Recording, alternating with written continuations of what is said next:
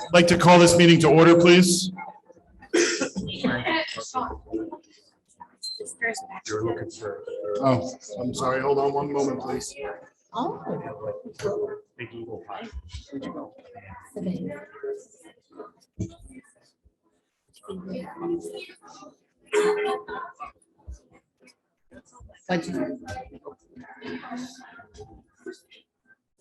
It's almost 5 miles.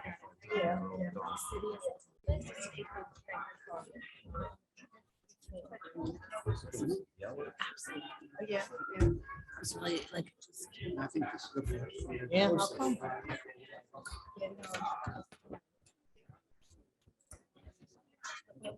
Well's Milk. Yeah.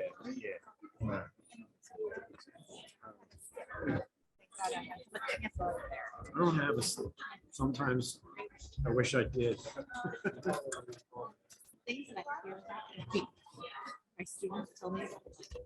What kind of girl? I look great. Lose my mind, but like. Yeah, so we try to get that one. Yeah, it's a roll call. He goes way more than I do. Yeah, he was trying to do. You get a chance. Yeah. All right, for And call this meeting to order, please. It's the Committee of the Whole portion of the Barnegat Township Board of Education meeting for March 28th. Miss Angus, Present. Miss Cherney, Miss Jeannie, Here. Mr. Iamonte. Here. Miss Levy, Here. Mr. Sarno. Here. Ms. Tarnowski, Here. Miss Washburn, Here. and Mr. O'Brien. Here. All right, we have a quorum. We're changing things up a little bit from the norm here, and we're going to start with our upstander recipients and other awards and presentations for the month. So, turn over to Dr. Latwis. First, before we jump into upstanders, I know you're very excited, Carolyn. Just give me 1 second. Is Mary Camerata floating around anywhere? There she is. Yeah, Mary. I know we had a student, I believe, for was it the youth arts that that was literally taking their dinner break to be here? Do we know if she's here? Because we'll start with that if that's the case.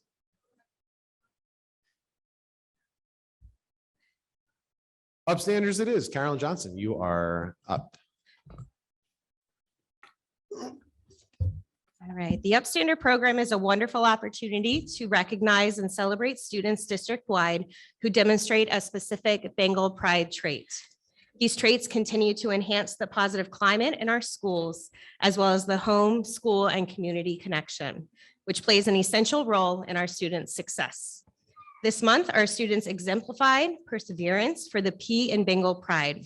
We are very excited to present students with a gift card from one of our local restaurants, Mama Rosa's. When you hear your name, please come forward and join Board President, Mr. O'Brien, and Superintendent, Dr. Latwis, to receive your plaque and gift certificate. First up, we have Isabella Zulkowski.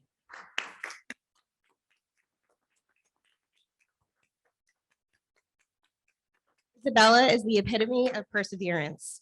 As a child having open heart surgery at 7 years old, she continues to overcome any challenges that may arise.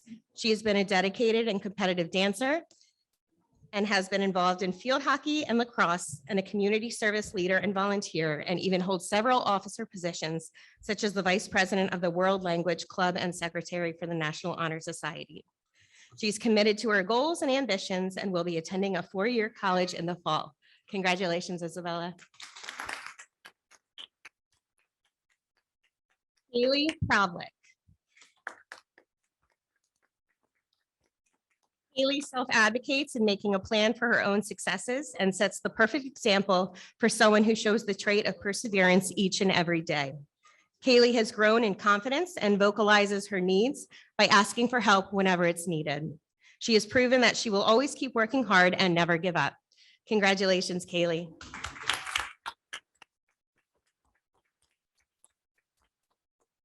Gia Scalanja.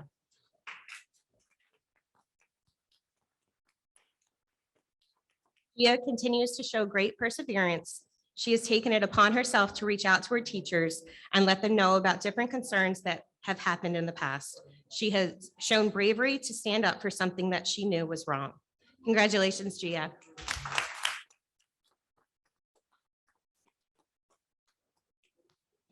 Shane McCohen. Shane is an excellent example of perseverance. He has been through a very challenging year and through it all has continued to show up and never give up. Shane has an incredible ability to bounce back from a very tough situation. We are so proud of Shane and we know that he will continue to be determined moving forward. Congratulations, Shane.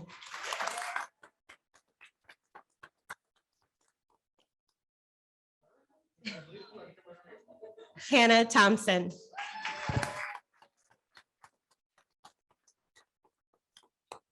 Hannah is such a hard worker each and every day, both inside and outside of the classroom. Hannah's motivation to learn is exceptional, even when things are challenging. She never gives up and always strives to succeed. Congratulations, Hannah.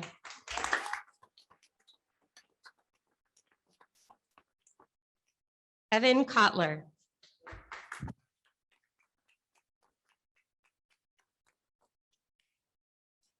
Evan is a super hard worker. Just recently, he mastered writing his first and last name. Evan is a rule follower and a great role model to his peers. Evan follows the motto, if at first you don't succeed, try, and try again. Congratulations, Evan.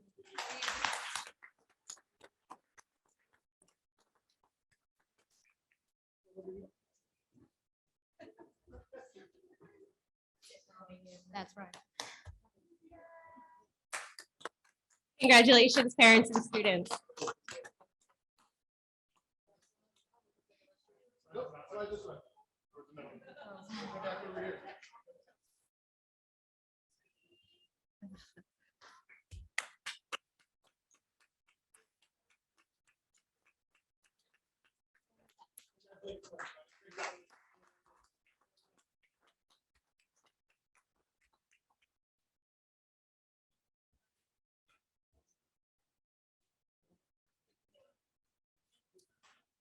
Did you want to do We do have one other presentation that I'd like to introduce. I'd like to congratulate and more importantly, thank Regina Tarnowski for achieving recognition as a certified new board member. She's the only member of this board to achieve this certification. She has gone above and beyond, taking extra classes, attending county and state level meetings, and attending the conference. She is truly dedicating her time to the students of Barnegat. Thank you, Regina, for your hard work. Please accept this recognition. All of Barnegat appreciates you and thanks you for your service.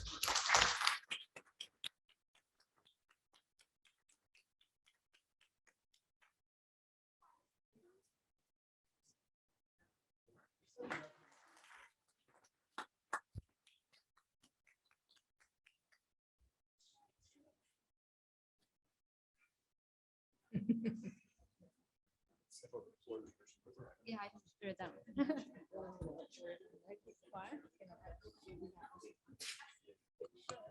Mary, thumbs up, thumbs down. We're good? All right. Next, we would like to begin our Youth Art Month presentation. Mary Camerata, please come up to the podium.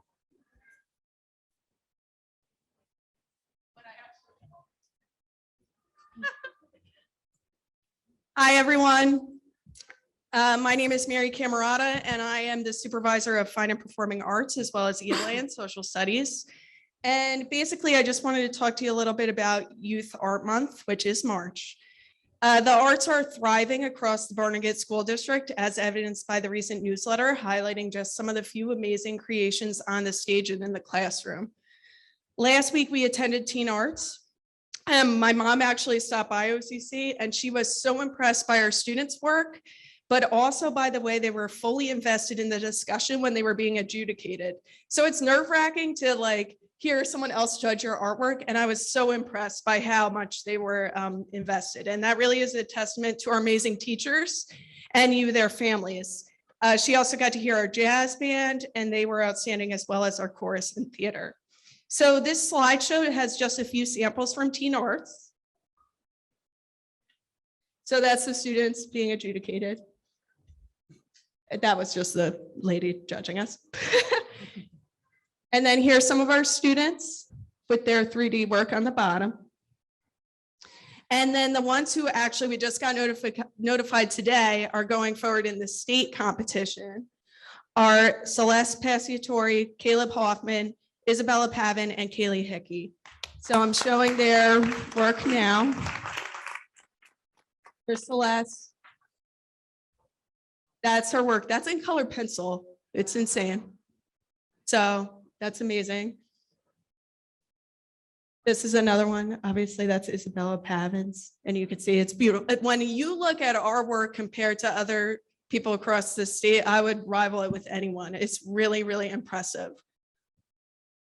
This is Kaylee Hickey's. That adjudicator actually commented to her and asked if she had ever done architecture type drawing before. So that was amazing. And that's Caleb. And that's a close-up of Caleb's work.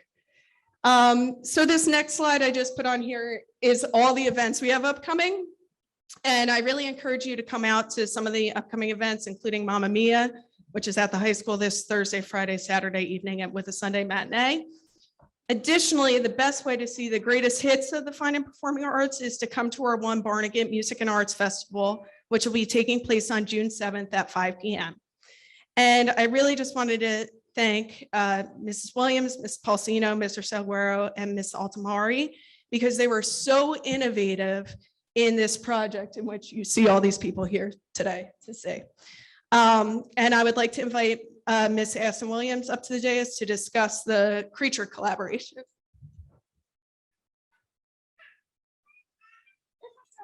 I'm done talking.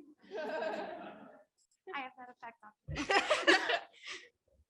Hi, I am Aston Williams. I'm one of the high school art teachers. And with me today is Nina Polsino. She is another high school art teacher. And we are speaking on behalf of Miss Maria Altamari, one of the art teachers from Horbelt, and Mr. Sam Salguero, the recording arts teacher from the high school. On display today is something that we said, hey, what can we do to embody One Barnegat? What can we do with this slogan to do something district-wide for the students that really goes on different levels? So on display up here are examples of 5th grade ceramic high school artists, advanced drawing and painting, and recording arts, which I'll explain in a moment. Students who really stepped up. And I do have to say, and I'll turn for this, if you are here today for the artwork, please give yourself a round of applause because your children are amazing.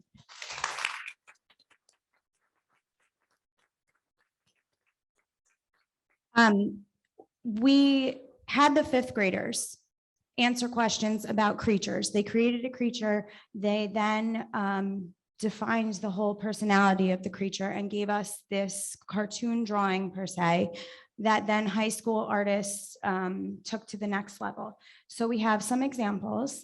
Cassidy, do you want to showcase the cat, and Kaylee and Autumn? So Autumn created a Cheshire cat creature. None of them want to speak about their work, so here I am.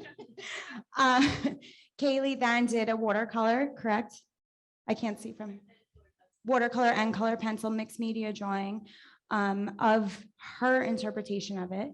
And Cassidy then created a 3-dimensional sculpture of that.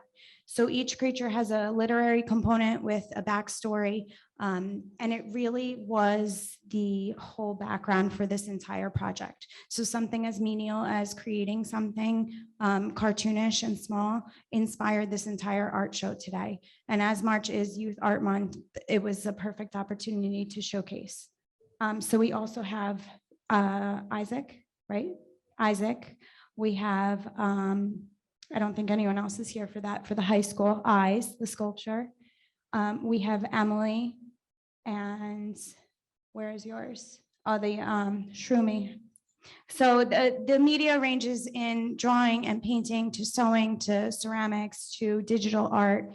And then to make it even more innovative, we said, what else could we do? The recording arts students for Mr. Salguero's class created QR codes that they looked at images of the students' artwork and decided how they felt it should be animated vocally. So they composed musical scores that later on, if you feel free, please scan the 2 examples we have out that dictate what you feel when you listen to the music. So thank you. And thank you for always allowing us these pretty creative opportunities for our students.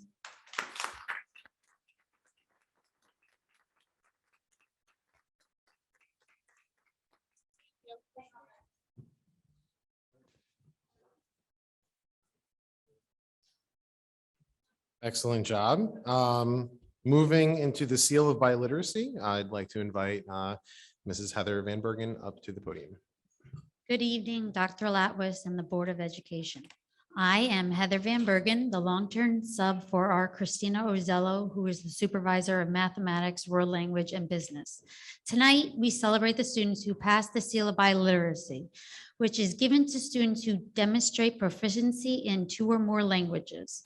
Students must score an intermediate or advanced in reading, writing, speaking, and listening. This is our 6th year in participating in the seal of biliteracy.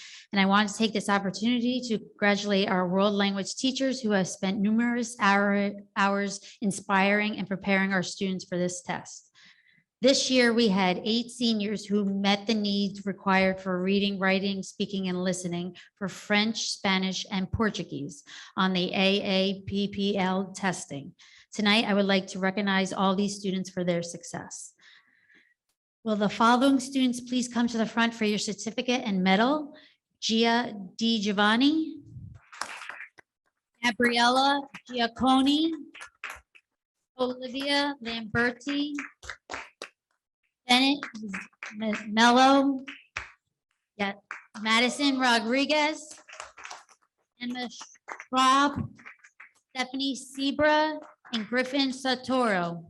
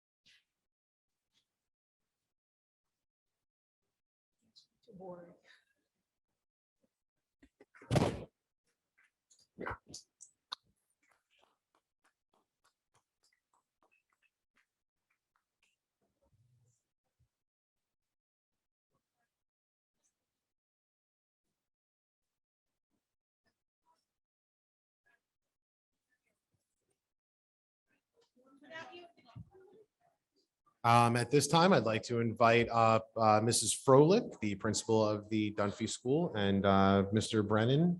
They're going to do a brief presentation on the pre-K program.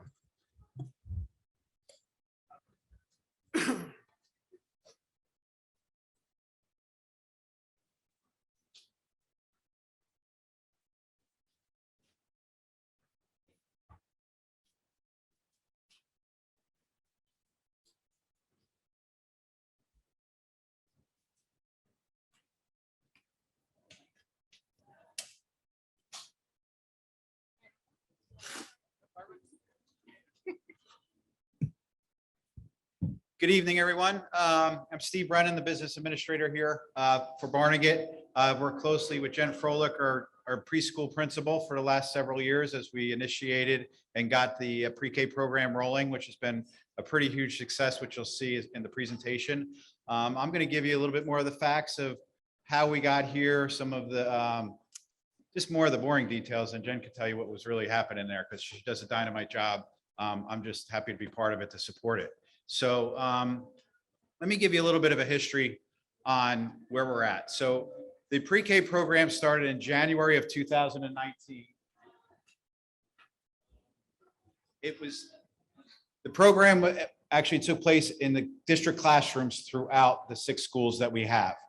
We had 2 private providers because we had a very short time frame from when we were notified that we had the funding to when we started the program. So we used 2 local private providers. In September of 2019, we shifted to all kids are going to come to the classrooms in Barnegat because we found that it was a little bit more consistent education. The kids could be with their peers, and there wasn't a little bit more of a segmented group of our pre-K. So we thought it was better to have them in-house.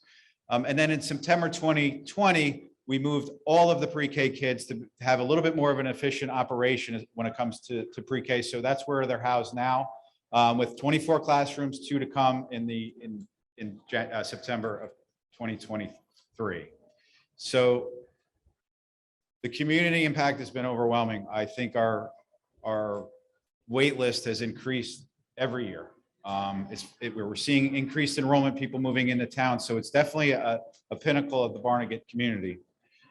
The additional classrooms that I mentioned that are going to be coming for the 23-24 school year is going to be able to accommodate another 30 students. And then we're shifting around to try and get another classroom open to have another additional 15 students in those classrooms as well. From a fiscal standpoint, it's been stable funding. So we're able to, and it's based on our enrollment. So the more enrollment we get, funding follows. So we're seeing that as well. Excuse me, 1 second, Mr. Brennan. Folks, we're having a presentation. Can everybody just try and keep it down a little? Thank you. So one of the benefits we're starting to see, because we're going into our 5th year of the pre-K program, is we're starting to predict trends that are happening in the succeeding years, in the succeeding grades. So we're able to adapt some of our programs in the upper grades, the 3rd, 4th, and 5th grades that we're starting to see the kids move into, to help alleviate any fluctuations, and particularly special ed and more of the sensitive educational areas. So we're not caught off guard and have to educate the kids outside the district, which is very costly. And it's really not the way to handle it, because again, they're here with their peers, and we want to have all the kids in Barnegat because that's where they belong. It's right here. To kind of give you an overall understanding of the pre-K operation in New Jersey, we have, can you flip it over to the next one, Jen? We have about 234, sorry, I should be wearing my glasses, 234 pre-K programs receiving funding throughout the state. In Ocean County, we have 16 districts, and we will have all but 1 by October that are receiving pre-K funding. So more of the school districts are jumping on board, and they're actually coming to us because of such a great job we do. And Jen's going to explain that in a minute. So that's kind of the foundation of where we're at and where we're coming from, and where it is kind of in a global sense in New Jersey. And Jen's going to dive into the particulars of the program in Dunphy School. All right. Thanks, Steve. So one thing I do want to point out is we do have 16 districts that do receive the PEA funding in our county. So we did create our own early childhood advisory council where we meet quarterly. And it's a really great opportunity for administrators, instructional coaches, PERT members to get together and collaborate about our operational plans and about our budget. So we're all kind of on the same page in the county. So one of the requirements of PEA funding is to enroll in Grow New Jersey Kids. Grow New Jersey Kids is the leading authority for quality preschool programs. It provides resources to assess and improve the quality of the program and provides framework for best practice within the early childhood classrooms. Really, their ultimate goal is to make sure that the school districts and private providers are providing the students with a very high quality preschool program.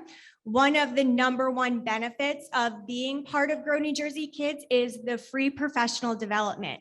All of our teachers get free professional development on curriculum. They get training on New Jersey preschool teaching and learning standards, the pyramid model, which focuses on social emotional learning, Teaching Strategies Gold, which is our assessment piece. And there's even professional development for me as an administrator. So Grow New Jersey Kids provides the district with an assessment tool to review our program. When we first enrolled, we had to complete a self-assessment to review our own program. We really had to reflect and take a good hard look at what we had and be honest with ourselves. So once we submitted that, they provided us with a roadmap for improving the quality. So they would tell us, these are the different things that you need to work on. So we took that and we ran with it. It really was an all hands on deck. All of our teachers, all of our staff members, they all had to be willing, and they really had to be willing to take all of that required professional development. We do have a technical assistant to guide us through the process. She has been great. She's visited our school. She gives us a lot of guidance, a lot of advice. She was very impressed when she came to our school. She loved coming and seeing our new playground. We also had our New Jersey Department of Education liaison. She came and visited our program back in October, and she sent us an email later that day and told us she was very impressed with our program. It's a very well-oiled machine, which we were very proud to hear. So in June of 2023, we submitted for quality rating. It's a very extensive process and has so many requirements that we have to provide evidence for. So there's 5 different categories. The first category is safe and healthy learning environment. So some of the things we had to provide to them were health and safety checks. Do we do daily playground checks? Do we offer nutritious meals and snacks to our students? We have to offer workshops to all of our families about nutrition, preventative health practices, mental and behavioral issues.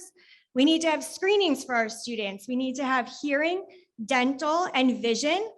We actually have a mobile dentist coming next month, so parents were able to fill out a permission slip if they wanted their child to see a dentist next month, which is something that we've never done before, which we're excited for. We also have to have a developmental screening tool. The next category was curriculum and learning environment. So this is where we had to show proof of differentiation to accommodate all the needs of our kids through our lesson plans, structured observation tools, performance-based assessments, system to link families to services to address any needs that they come forward with. The next category was family and community engagement. So we need to show proofs of various ways we communicate with our families, how we track attendance, working with our community partners, what family workshops are offered, and parent-family group is established, which is our Early Childhood Advisory Council. The next category was workforce and professional development. We had to show that we do have teacher evaluations from administration, a yearly PD plan for all staff, which includes paraprofessionals, planned PLC time for teachers to collaborate, fully implemented research-based system to provide staff with strategies that promote social emotional competency. 50% of our teachers have to be CPR and first aid certified. And the teachers, paras, and administrators must have at least 10 hours of curriculum training. So even all of our paraprofessionals that are in our classrooms as the support have to get that 10 hours of training. The last category we had to submit evidence for was administration and management, which was our recruitment plan for enrollment. How are we getting our students in? Our yearly operational plan and budgets, which are submitted through the DOE, and any input we get from parents, and just that we have an Early Childhood Advisory Council established. So for the good stuff, for Grow New Jersey Kids, only 2 districts in the county submitted for quality rating, and only 3 schools earned the 4-star rating. So Barnegat was one of them. Barnegat and Bayville are the only districts in the county who have gone for the star rating.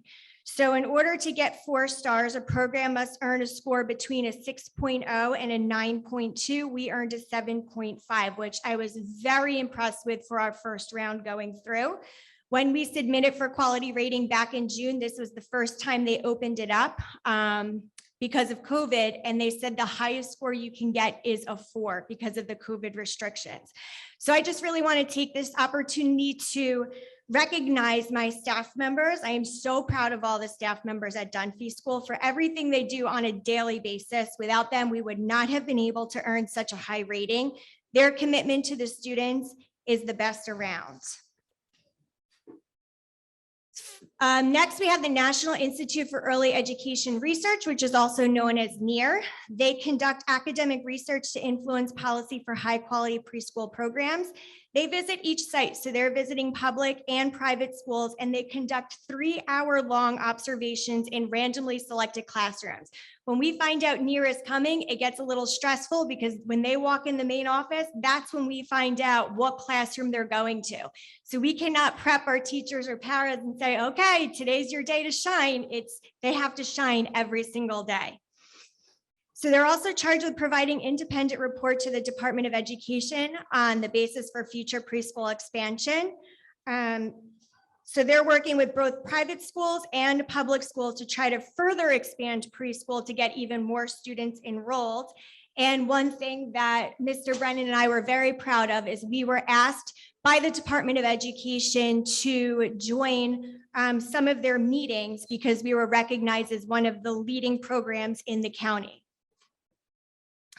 Now for more fun stuff, just because we love our kids.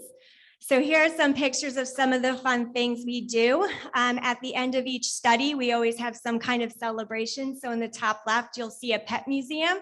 The kids were able to, well, all the teachers brought down any classroom pets, and all the classrooms had the opportunity to go down, visit them, and learn about all the different pets that we have within the building. We have some kids playing in the gym. On the far right, one of our events that we have at night, that was our math carnival, which was a huge success. We can't wait to have that again. Down at the bottom left was just part of our daily activities. And there's a picture of our brand new playground. All right, so at the beginning of this month, I sent out a survey to parents just to get feedback about our school and our program. Of the 83 responses received, 71 were very satisfied with our program, and 71 of them feel their child is being prepared for kindergarten. Parents reported they've seen progress in the following areas: social skills, academics, and language. Some of the testimonials included are up on the screen. We're extremely grateful for this program. It's helped our child so much in every way. The teacher and para are true gems. This year has been amazing for my son. He has learned so much and wakes up every day and can't wait to get to school. His teachers have been so helpful and kind. This is a wonderful program. I can't say nicer things. And finally, we love the preschool program. My son's been happy and safe. We are well informed. The nurses kept me posted on any visits or issues. The teacher and paraprofessionals show love and compassion for their students. We love the extra activities and events that are offered. And finally, please follow our social media pages for updates, any information on upcoming events, and to view pictures of all the great things taking place at Dunk Bay. Thank you very much for your time.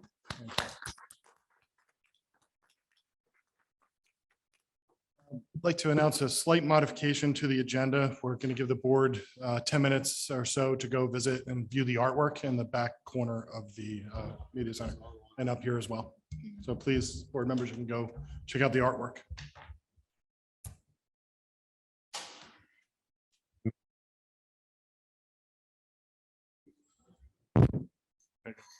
Mary, do you want to come up and kind of lead a little bit of a tour to show us what we're looking at?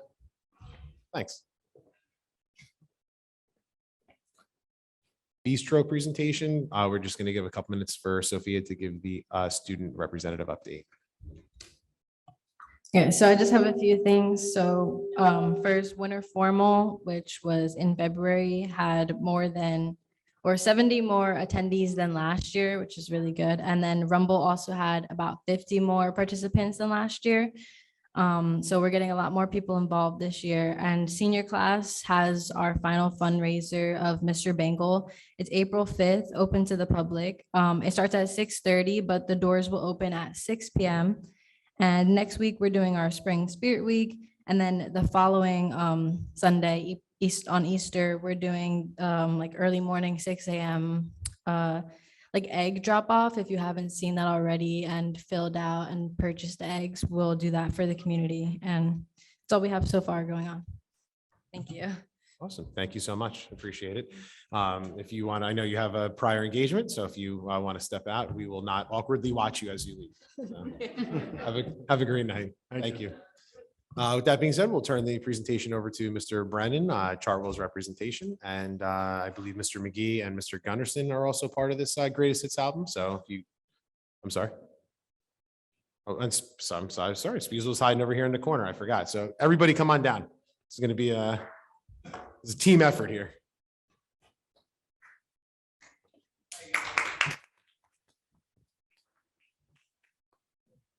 Hi again, everyone. We received some questions over the past couple of months about this bistro concept we've been working on for some time. So we thought it was good timing to gather our professionals. We appreciate them coming out, that really were an integral part of this. One of the steps that really kind of kicked it off was when we had to replace the flooring in this room, which you've noticed last year. So it could accommodate a little bit more variables of how we want to use the space.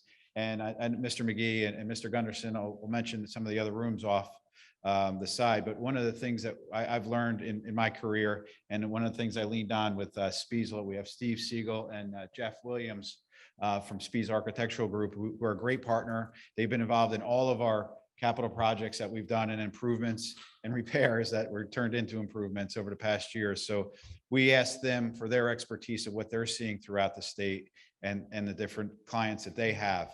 And it seems that the media center is now shifting a little bit to be more of a collaborative center and a little more place for kids to gather. So with that, they have a slideshow here that is going to show you some pretty cool renderings of what we have. The area in question that we're talking about is over there to the left of the Mike Bruno Collaborative Center, where you see the TV and the couches, and kind of spills out into the common area right in front of the sign there. So let me let the professionals show you exactly what they came up with. And it's been an interactive process between myself and Chartwell's representation. I'll introduce in a minute after Spiesel shows you what's happening.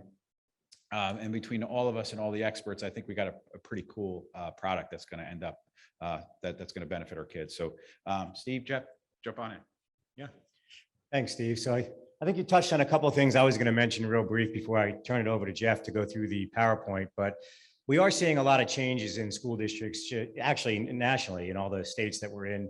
And the media centers are becoming really the hub of the school. And these sort of cafe type spaces where students can come and get a cup of coffee, get some snacks, and actually collaborate. We find that they're staying at school a little later, coming a little earlier, depending on the hours that they're open, and actually talking about projects and collaborating on schoolwork and getting some work done, because it's a cool place to hang out. So putting those as part of the educational curriculum is really important for today's learners and how students are interacting. And you just have a space that was perfect for that little cafe area. So we'll go through that and show you some images.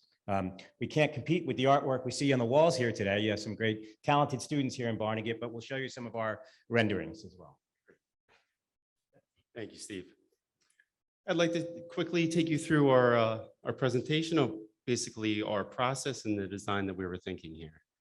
This should look familiar to you. This is the space that you'll see, as everybody mentioned, right behind us. I'm not going to spend a lot of time on this one because we're in this room. This is what you can't see is beyond that wall. There's already a concession room. We're going to utilize this room for the bistro. It's just a perfect adjacency for it.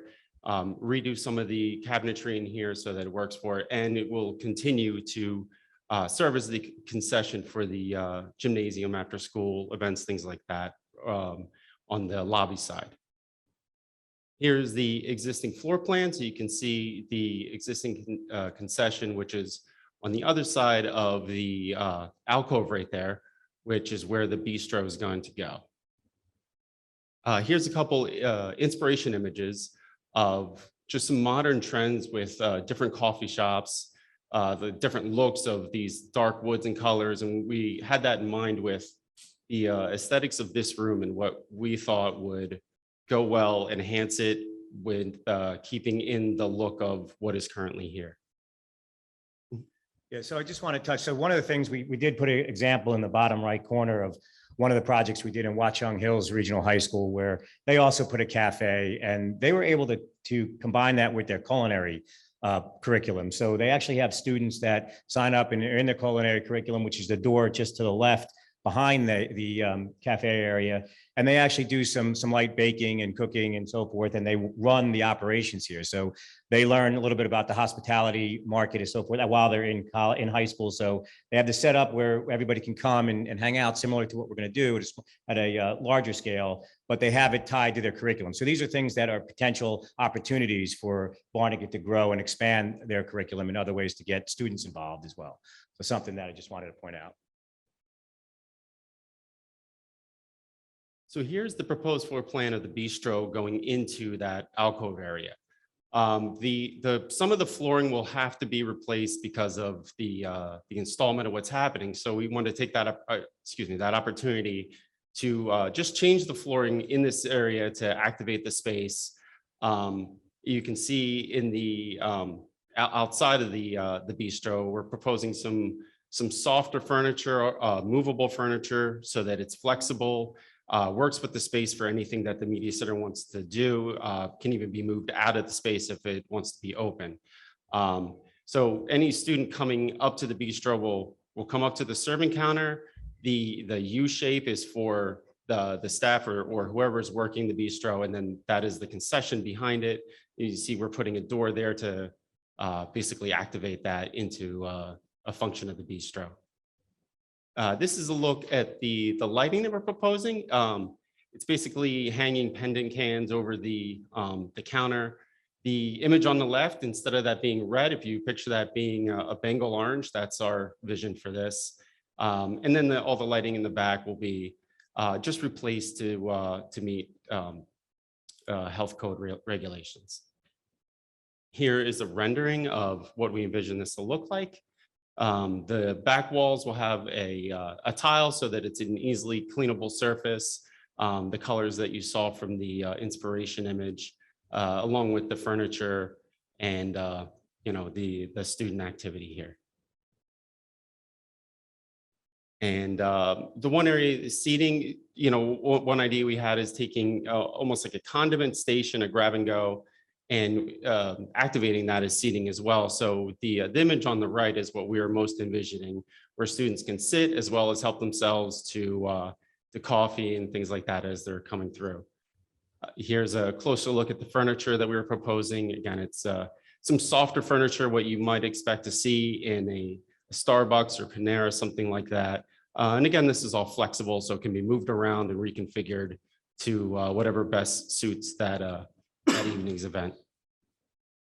And just another look at the floor plan, and these are some of the finishes of the concession that we're replacing right there.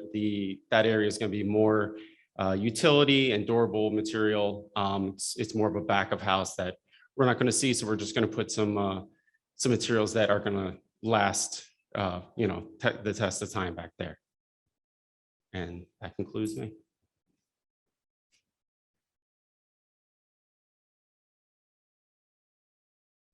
So with that, I wanted to introduce this is really an extension of our food service program. So, and our food service managers are Chartwells, and we have Eric Pimentel, right? Did I get that right? Did I get the wrong number? Sorry about that. They switched it up on me. Matt Morris, many of you probably have seen around here. He's been an awesome help to us in this everyday operation. And then Tom Boyalou, many of us have just seen around here on occasion. He's our regional manager that comes in and helps us out with budgetary, operational, and obviously a big component and a collaborator to this. So I think they would be best to explain how they're going to manage the operation and service the children as the extension of the food service program. So with that.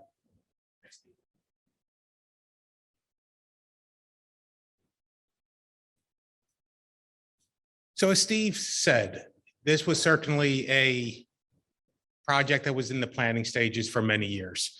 It really started, we're looking on how to relieve the volume in the cafeteria. There's 2 meal periods, and we feed a lot of students in a relatively short period of time. So as we were walking around looking at different spaces, I brought in the expertise of Chartwells.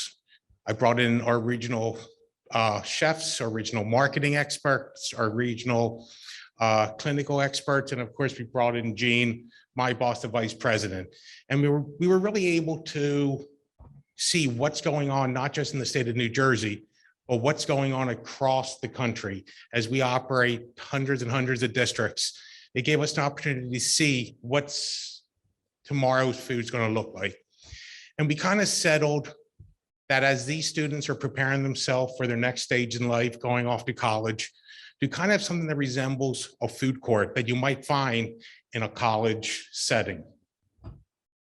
So we saw this space, this ideal, and our vision is to really have this open from before the first bell to after the first bell, or the last bell, I'm sorry. In the morning, as the students are arriving, this will be open. As they arrive, they can come and get coffee, they can get beverages, they can get smoothies. They're going to be able to get egg sandwiches. It's going to be a great way for them to be able to start out their day. If you're at any high school in the morning, you see kids coming in with Dunkin' Donuts, Starbucks, Wawa.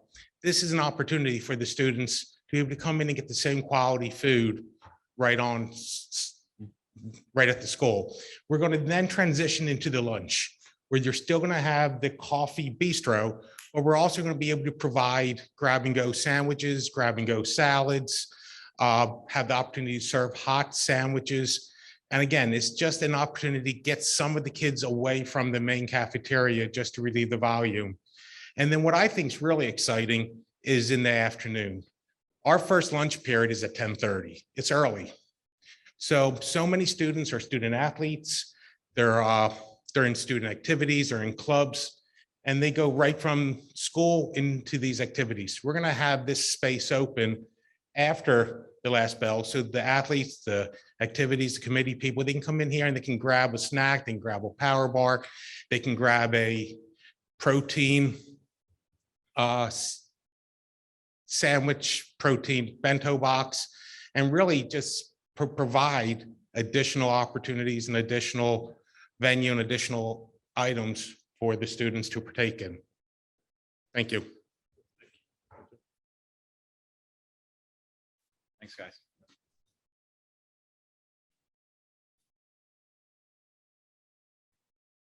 Hello, Patrick McGee, principal, and Mr. Gunderson. I want to say thank you for having us here and kind of allowing us to then now provide the insight from the school's perspective. This is in line with our vision of our school district and our school. And this is, we talk about providing a nurturing, welcoming, supportive environment. That's exactly what we're looking here with the bistro and the addition of the bistro. We see several potential factors or ways that this might promote students' growth. I mean, you can look around the media center that we have now. The dingy carpets have been replaced. It's much more modernized with mobile and modular furniture, the tables that you're sitting at. We have the VR lab, we have the music recording lab, we have the Bengal Buzz studio. This is just another component of that vision, an extension of what we re-envisioned the media center to be. We do, expect to see an impact on student attendance, the tardies coming to school because they're stopping at those venues that were referred to, but also really to go into the collaborative center, to be a place for not just students, but staff and students and staff to come together. We have a lot of different events in here. We have a lot of different opportunities where students are receiving extra help. And this is another place, another location to facilitate that collaborative effort. Last thing on that slide too was about the sense of pride in their facilities. And last month, if you're at the board meeting, we had students that were presenting on all of those other rooms that we have off of the media center. We know the pride that the kids have when they go up to the field. So having that sense of pride and being excited about the school you go to is a little bit where that attendance piece and something that we're trying to build for students. The other opportunity, while our folks from Chartwells are here, I want to thank them because they have been a great partner for some time. You can see some of the different pictures here. We have students that go out into the community. One of those is at Dunkin'. One of those pictures is in our cafeteria and another picture is in a restaurant. So our work-based learning program used to be called SLE. So work-based learning takes place in the school. I know that one of our students that had that opportunity to have a work-based learning opportunity through Chartwell has actually got hired this year. We are incredibly proud and grateful for giving him that opportunity to learn those skills and in order to get to the point where we're able to hire him. And so, this might be another opportunity for our students to have just another place that they'll be able to be placed for workplace learning and hopefully more students getting jobs. And so again, they kind of stole the thunder with this one, but this is going to offer more flexibility options for grab and go, healthy, quick options for our students with the lunch, facilitating the lunch periods, but also for extracurricular activities.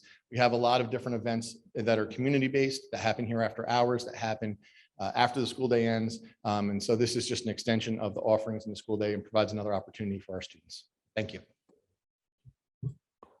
Awesome. Thank you, guys. Did anybody have any questions about that they wanted to direct to that group? Yeah, a few. I mean, I don't know if anyone else does, but I'll shoot off one anyway. You'd mentioned that it's going to open from, I guess, bell to bell or even after the last bell of school. What time are we anticipating the bistro to open up in the morning? And what time do classes begin? 7:10. Okay, and so they would have enough time to get here, have their food, get into class, and not be tardy to class. Yeah, so to answer that specifically, we started this year as one of the efforts to combat students being tardy and students being here in a timely manner, opening up this facility. The space already is opened up at 6:30 a.m. We allow for early arrivals. That also gives students that need a academic place to do work. I get that, but I'm talking about food and eating, and drinking coffee and doing all that prior, because I'm sure they're not bringing hot coffee into a classroom. I would assume you're not walking through the hallways with hot coffee. You're not walking into classrooms with hot coffee. You're drinking it and eating it all down here prior to going up there. So that's enough time for these students to get here, get in, order, sit down, eat, drink their coffee, and then get back to class in a timely fashion. To jump on to that, I think the lunches right now are 30 minutes this current year, and we serve, I think, about 450 kids in a 30-minute span of time at the lunchroom. So I would imagine we wouldn't have that type of a morning flow to get a breakfast sandwich. And I would think that the 25-minute mark probably gives them a decent amount of time to do that. And if this space opens at 6:30, we're opening at 6:30. We're going to open when the doors open.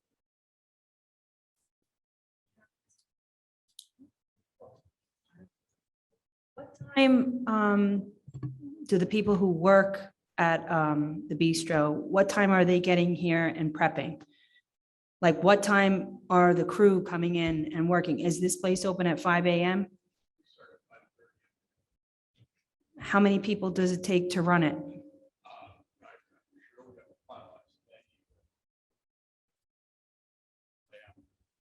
So the more extensive the menu, the more crew people maybe?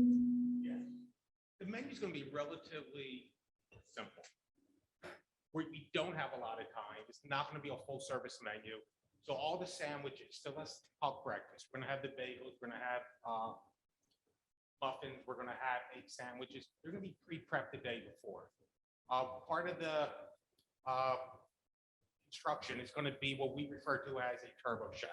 If you've been into a Wawa, it's basically, or Dunkin' Donuts, it's a similar oven that they use.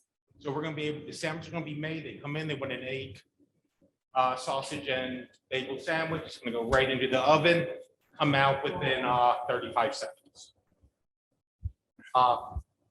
What's the anticipation of how many children are going to be using this? Because I'm sure you've figured out with these other schools that have done it, like, what do you anticipate how many kids are going to be using it? Anticipate approximately 100, but we're equipped to do more. Okay. Can I ask what kind of, one of the goals is to take off the overflow from the cafeteria, it sounds like, the capacity, it sounds like. What kind of capacity are we expecting the bistro to be able to handle? Can I jump in? Yes. Because I'll give you some experience that we have in some other places, right? We have flexible spaces like this in a lot of my region, New York, Jersey, Pennsylvania. Probably have 11 or 12 of them. In some cases, we're pulling significant numbers of people away from lunch. This is going to be a little bit different experience, right? You're not going to go through that online, but We then get a full reimbursable meal, grab and go really quickly, and sit in this environment rather than the cafeteria environment. We're going to pull a lot of people away. So we're serving 400 plus in the cafeteria now. You may find that we're serving 100 here and 350. So have some growth in meals. The flexibility of this space, and the desire to sit in this atmosphere becomes a pretty big pull for us. What kind of seating are we gonna have available here? This might not be for you guys. From what I see in the picture. Didn't look like a whole lot. Didn't look like a whole lot. Plus they're seating outside of it. I'm having to bring up the one slide. If you saw, it's like a movable seating that the kids can slide all around, but there's also booths and stuff, so they have a little bit of privacy. I'm just curious if we're trying to take away, and just, if we're trying to take away capacity from the cafeteria, say if we're having a day with bad weather or something like that, we may want to look at additional seating options so that we're giving kids a place to sit. If that space is crowded in the cafeteria already, we're gonna want to make sure we have the. Can I capacity here for that. piggyback? If you look at that right behind you, Lauren, that's just the seating for the bistro. You're still gonna have the media center seating. So they'll be, to piggyback off of Lauren, so they'll have the accessibility to go get their stuff from the bistro and come say, sit all the way over there with their grandma. They don't have to stay in the bistro section with their food. So they can use the entirety of the media center. So is it safe to assume that the capacity would be the entire capacity of the media center? If that were to like grand. Got opening crowded. day. Like, yeah, grand opening day. Like everybody's gonna want. Everybody Everybody wants to come on here, day one, 'cause right? it's So made beautiful. it would be the capacity of the entirety of the media center? Conceivably correct, yep. And can you guys talk on mic? They can't hear you online. Conceivably, yes, it's the media center. It's gonna service, the kids can gather here now. It's an alternate meeting site. Okay, cool. Is the media center currently used for any other function, any other, on a daily basis? During the day, anytime.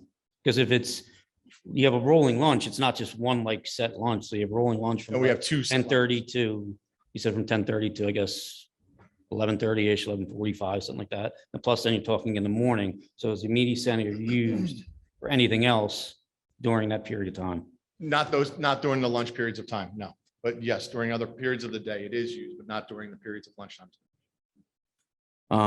What, as far as pricing, what kind of prices are the food going to be? The students that get free lunch in the cafeteria, can they get free lunch here? Yes, we're going to offer a reimbursable meal. We're also going to be offering à la carte dining, so the students will have their choice. And the pricing is going to be similar to what we're currently charging the cafeteria. It's a discussion that we have every year during budget time, and it's going to be approved by the school, by administration. Is the food, again, I know, pretty sure the cafeteria food has to meet certain criteria under the Department of Agriculture as far as the healthiness of the food and meet certain criteria. That food is also going to meet those guidelines, whatever you're serving. Absolutely. And my last question, sorry. Is the bistro only for students, not for staff? Both staff and students. Oh, so it's for both. And school board. That's pretty cool. I won't be here at 6:30 in the morning. I can guarantee you that. What's the maximum, I'm sorry, didn't mean to yell. What's the maximum amount of people that can work that bistro? Well, that can work it. It looks small. Like, is it 3 people to staff it? It's going to be 2 people to staff it, but nothing's being prepared nor prepped. So a lot of the staff that we're currently utilizing in the kitchen, so the sandwiches, the salads, the parfaits, that's all going to be made in the main kitchen. We're using the concession area to back of the house. So the pre-made sandwiches, the parfaits are going to be stored there. So it's just a case of one person working the cash register, the other person making the coffee, and also keeping the grab and go areas filled. Are you currently having any staffing issues as it is, staffing the regular cafeteria? No, it hasn't been an easy year. I think everybody's having staffing issues across the entire area. We have been successful in getting a staff. We offer something that a lot of our competitors cannot offer, and that's quality of life hours. To be able to work while your students, your children are in school. And I think that's going to continue to certainly help us. That might change with the bistro though. If they're having to work before the bell and after the bell, that may change. It's just, we're already currently serving breakfast in all our schools. So we already have staff coming in early. We might need to bring in 1 or 2 staff members earlier. I can assure you, we provide that opportunity to come in earlier, leave a little earlier. We'll probably have a handful of current staff jumping at that opportunity. Will there be any like microwaves or anything if people bring their own lunch in, or is that in the? At this time, no. Do the children have to stay here when they're ordering food here? Like, they're not gonna be going from here to the cafeteria and like moving around because it's kind of far away. So when you're eating here, you're staying here, right? Like, to piggyback off. Order, they're gonna have to stay here until it's ready. And it's my anticipation, you know better than me, that, yeah, this is gonna be like their area to hang out and have a sandwich and. I just don't want kids walking with a coffee, getting into a fight in the hallway and throwing coffee. Yeah, now from a building perspective, we implemented that policy even going back to last year when a student picked a dining area, because we're using alternative areas already, that once they chose that area, that is the area that they were located in. They didn't get the chance to move back and forth between areas after that point. Okay. One more for you, Pat. Who's going to be basically monitoring this? I mean, as far as staff wise. Yeah, so we already have, we have 2 locations already, and then we open a third on fair weather days. We have that beautiful courtyard. And so it's a duty for teachers. It's a lunch duty for teachers. And we currently are allocated to 3 different locations. I assume that the sandwiches that have to be heated will be heated by the person who's filling the shelves with food? Yeah. Is that correct? Thank you.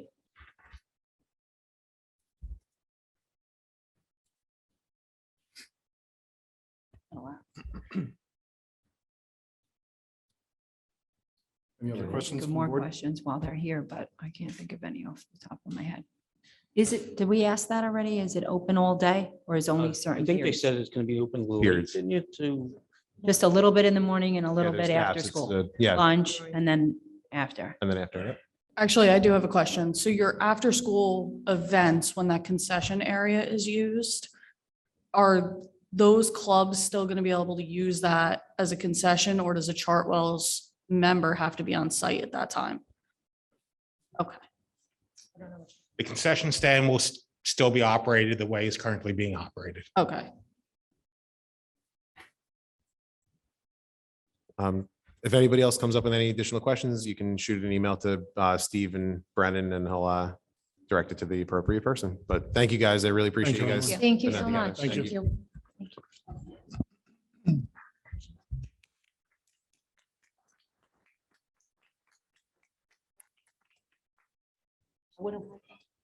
Okay, I'd like to roll into the committee discussion portion. Let me pull up my agenda. And we're going to start with Ms. Tarnowski and the Regina, the Finance B&G Committee updates.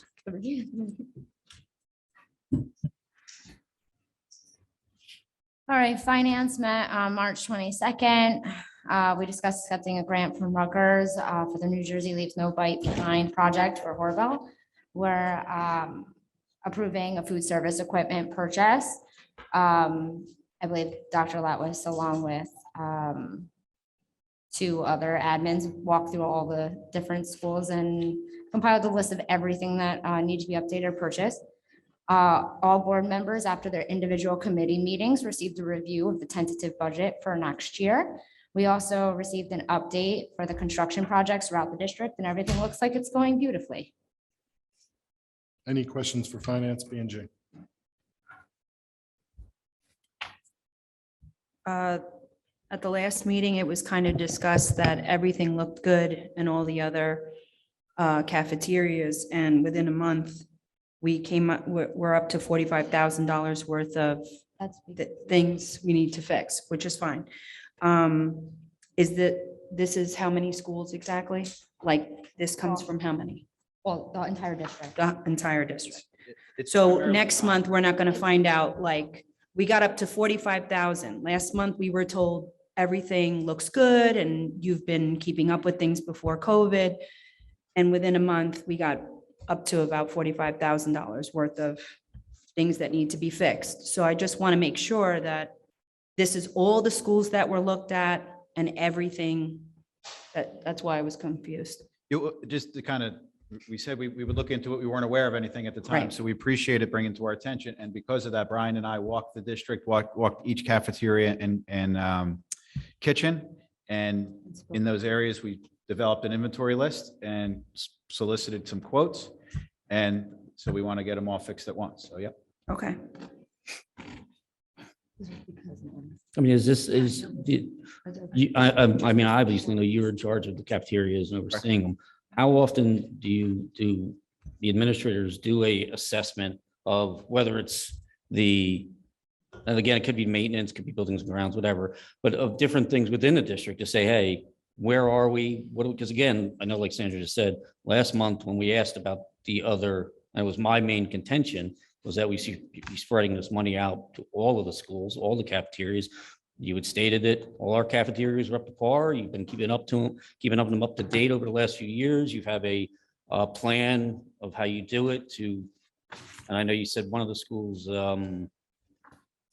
recently that you put a quite substantial amount of money into. I forget what school it was. And then the next board meeting, we show up and there's $45,000 in renovations to our cafeterias. Well, I wouldn't classify them as renovations. I classify them as replacement equipment. Upgrades. So, well, I mean, it is replacement equipment. And thank you, Ms. Washburn. You pointed it out to us. We took a little bit deeper dive while it was functioning. We saw there's some things we can replace. So that was when the decision was made to do that. To answer your first question about how often do we walk around? We kind of walk around quite often, but for a specific inspection required to do a facility walkthrough and a facility checklist, we file with the Department of Education prior to the start of each school year. In that, we go through and make sure things are in generally good shape. So it's good to open the school, and inspections are current, doors are operating and things of that nature. So there are some things you may not see that someone who works in it every day. So when we actually had the opportunity to tour the facility and actually ask specific questions, we discovered there were some areas that we could improve. So it seemed natural to improve it. Can I just ask, you said you and who else walked with you to the? Okay. Do you guys have experience with restaurant equipment? Like, do you talk to Chartwells or some of this equipment, Ansel systems, gas, refrigerators are very costly. I'm in the food business. Do you guys have any experience with that? Like when you're walking around, who are you asking what needs to be updated? Like, are you asking the lunch lady or are you asking the supervisor? Like, So the tour was given by Matt Morris. We went through the different schools. The only school that we identified something that was actually broken was in the Collins School. Correct me if I'm wrong. I don't know if Matt's still here, but it was a tall tower that's used to keep the lunches warm while they're waiting to be served. And the feedback that we were given was that they were just still utilizing it to store the food. They weren't utilizing the heating component of it. So that was something that we identified as a piece of equipment that we wanted to obviously replace. The serving line there, if you're standing looking out to the left, was a newer serving line that was put in. The one on the other side was an outdated, was the previous one. So it was discussed, since we had this abundance of money sitting in the account, that we could upgrade that one and have it match. So it's not that it needs to be replaced. It was just something that was, if we have the money there, it was a suggestion that it would look nicer if we did that. And some of the other pieces of equipment were still functioning. They weren't broken. They weren't not functional. But when we were walking around, we were giving Matt since we had this money sitting there, we were looking at some of the equipment that could be replaced or could be upgraded, but wasn't necessarily not working at the time. It was just one of those things that might be needed to be replaced in a year, 6 months, something to that effect. And that's where we made the recommendation at that point to get some of those things a little bit sooner. So the buildings, when we went through, Collins is the only one that demonstrated that they had something that was actually broken. The other lunches or the other lunch areas or kitchen areas, there was nothing identified in any of those buildings. The ones that Mr. Brennan talked about on a rotation that we were upgrading was more recently, I believe, and correct me if I'm wrong, was the Horbelt and the Brackman kitchen areas were redone in the last couple of years to, and the aesthetics outside and whatnot were kind of given it a facelift. And so that's what I believe was being referenced last time. So we did identify, I believe, one piece of equipment that was broken, that needed to be replaced. And then some of these other things, utilizing the money we had, being proactive and correcting it before there was an issue. That's where you see some of these other items. Okay.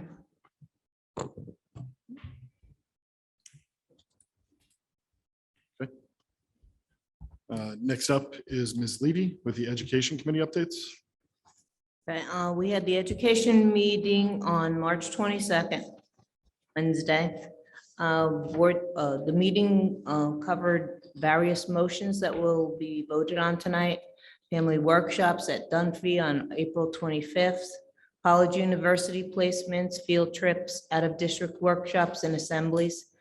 Mr. Gunderson discussed the hipster program for possible adoption to replace the My K to 12 program currently being used.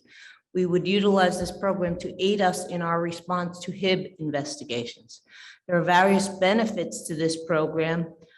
It readily provides information to all those in the HIB investigation. It immediately alerts those involved when students have multiple offenses. It provides multiple levels of lessons for use in all HIB instances. All complaints, including anonymous complaints, can be entered by parents, students, and staff.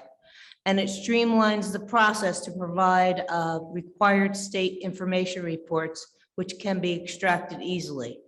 Hipster is free of cost for us to use for the remainder of the 22-23 school year. Payment would begin in adoption as of July 1st, 2023, at a cost of $8,300 per year.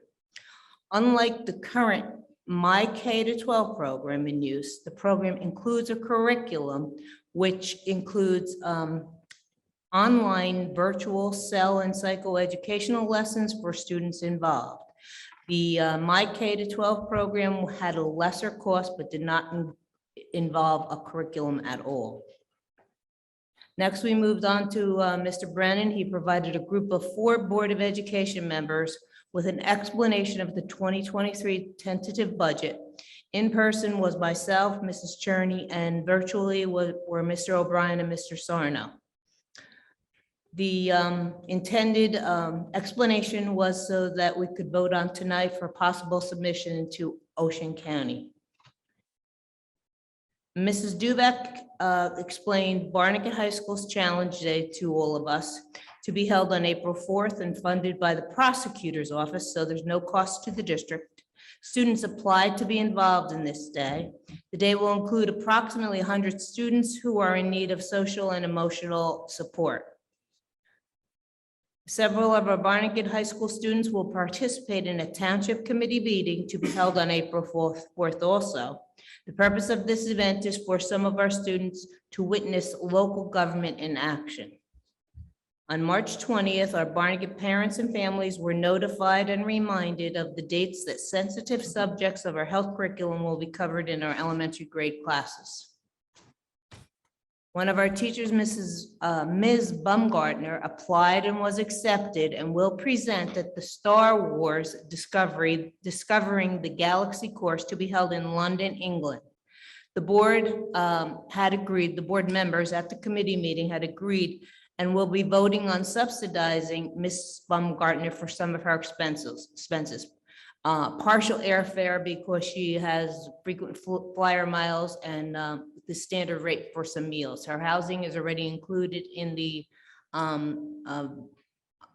value of her being a presenter, so there will be no housing costs. Tonight, we will vote on Horbelt Intermediate School receiving an award of $10,000 from Rutgers University for participation in their New Jersey Leaves No Behind project, no bite behind project. The purpose of this is to implement food waste reduction. Wall Township was impressed and will again be visiting Barnegat to experience our iReady ELA program in action. A group of new teachers who hadn't come the first time will be coming. Tonight, 7 of our Barnegat High School seniors were recognized for passing the seal of biliteracy.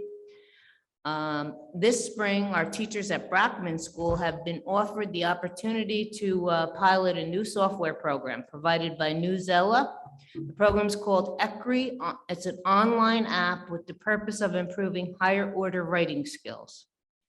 Barnegat is also happy to add the Arts Honor Society at Barnegat High School and the Arts Junior Honor Society at Brackman School. And if tonight is any indication, we have a lot of people who should be in the Honor Society. The History Club from Barnegat High School were very fortunate to visit the White House last week.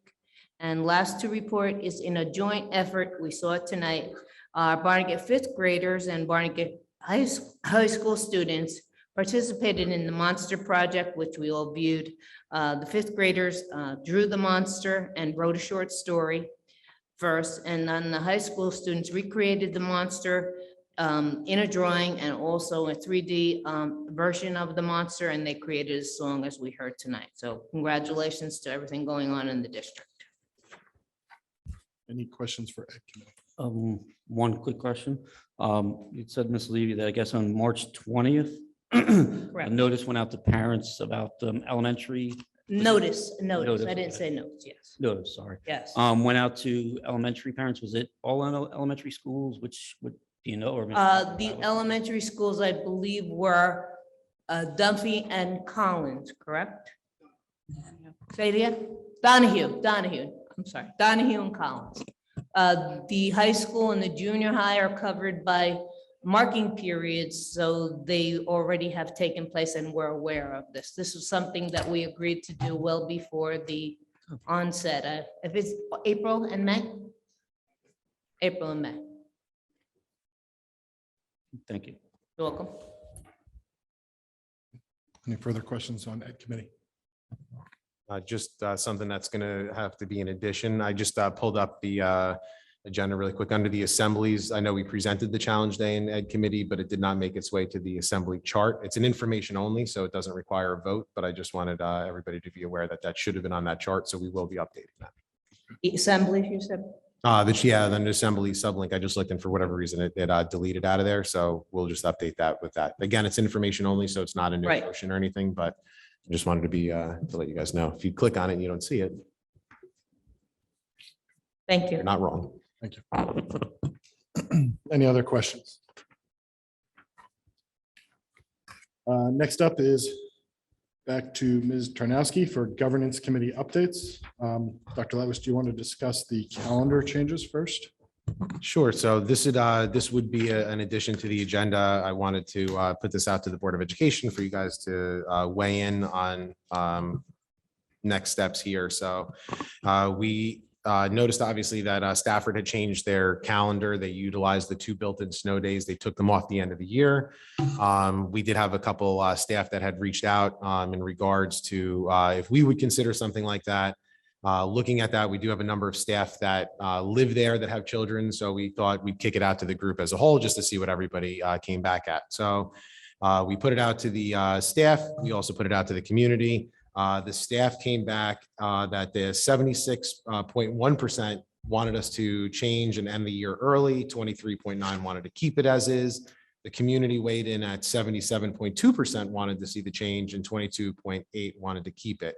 Parsing out the comments, it's obviously not, it was something that was very predictable, but we had a number of high school seniors that were flying family in and they didn't want the graduation date to change. So looking at kind of trying to do the best of both worlds and trying to honor everybody and what they would want. The proposal that we could go forward with, if the board would like to see us go forward with this, would be to end the school year on June 16th. But to keep the ceremony on the 20th, so it does not impact anybody that was flying family in or anything like that. We would do the 8th grade and the seniors that night, but then for the bulk of the community that really wanted to see the school year end earlier, that would really honor their wishes. And like I said, it wasn't a 50-50 split. It was it was pretty overwhelming that a lot of people wanted to kind of end the year a little bit earlier instead of doing that long week, that Memorial Day weekend. So that is the proposal. That's the motion that'll go forward onto the agenda. And obviously, I wanted to give you guys that data so that you guys could weigh in on if you think that calendar change should go forward or not. But is there any questions on that? So again, we would end on the 16th of June. However, we would maintain the ceremonies on the 20th and do the 8th grade and the seniors that night. Project graduation would also then follow that night. I do know that having some preliminary discussions about this, I know that there was a little bit of a concern about if we end on the 16th, could we move project graduation to that night? But looking at it, the 20th is really the graduation. So we would have the graduation ceremony piggyback on that. And that's also still available, obviously, to do it that night from the outside vendor that we'd be using. So that'll be the motion that I would ask that we add to the governance portion, Mr. Brennan.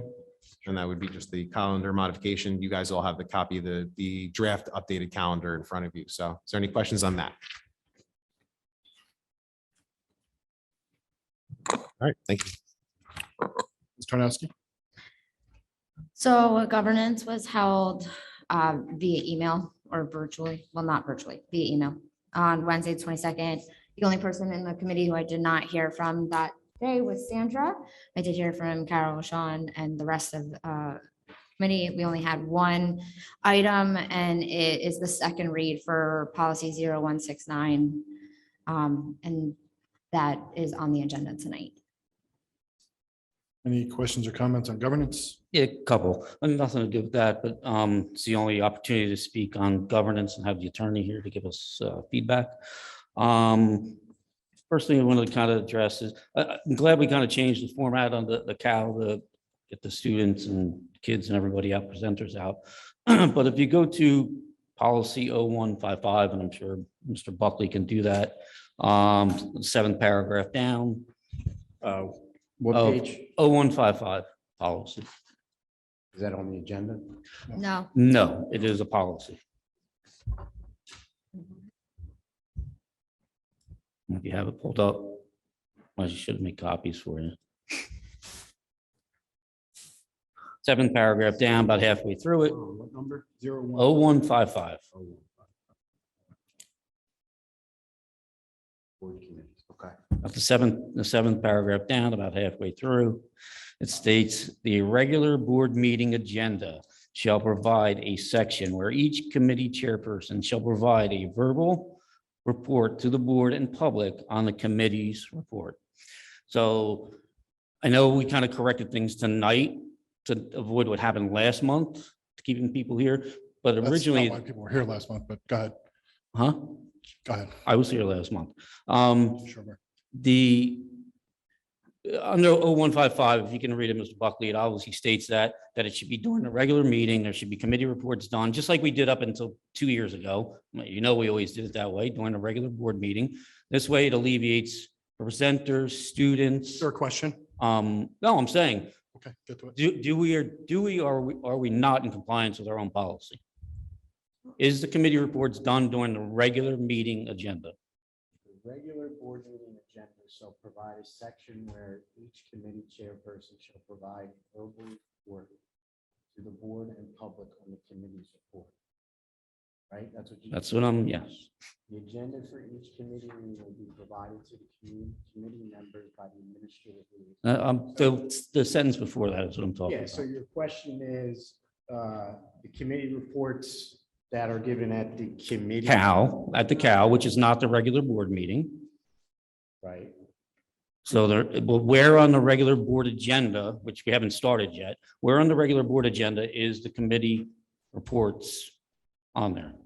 Do you want to go through the committee reports a second time during the? No, I'm saying that again, how it was done up until 2 years ago. That's how it was always done, because to prevent from having to break everything up and have where we did last month. I know you broke it up this month to No, I think alleviate that. No, I think that's something we can take a look at, and, maybe there could be another in the future.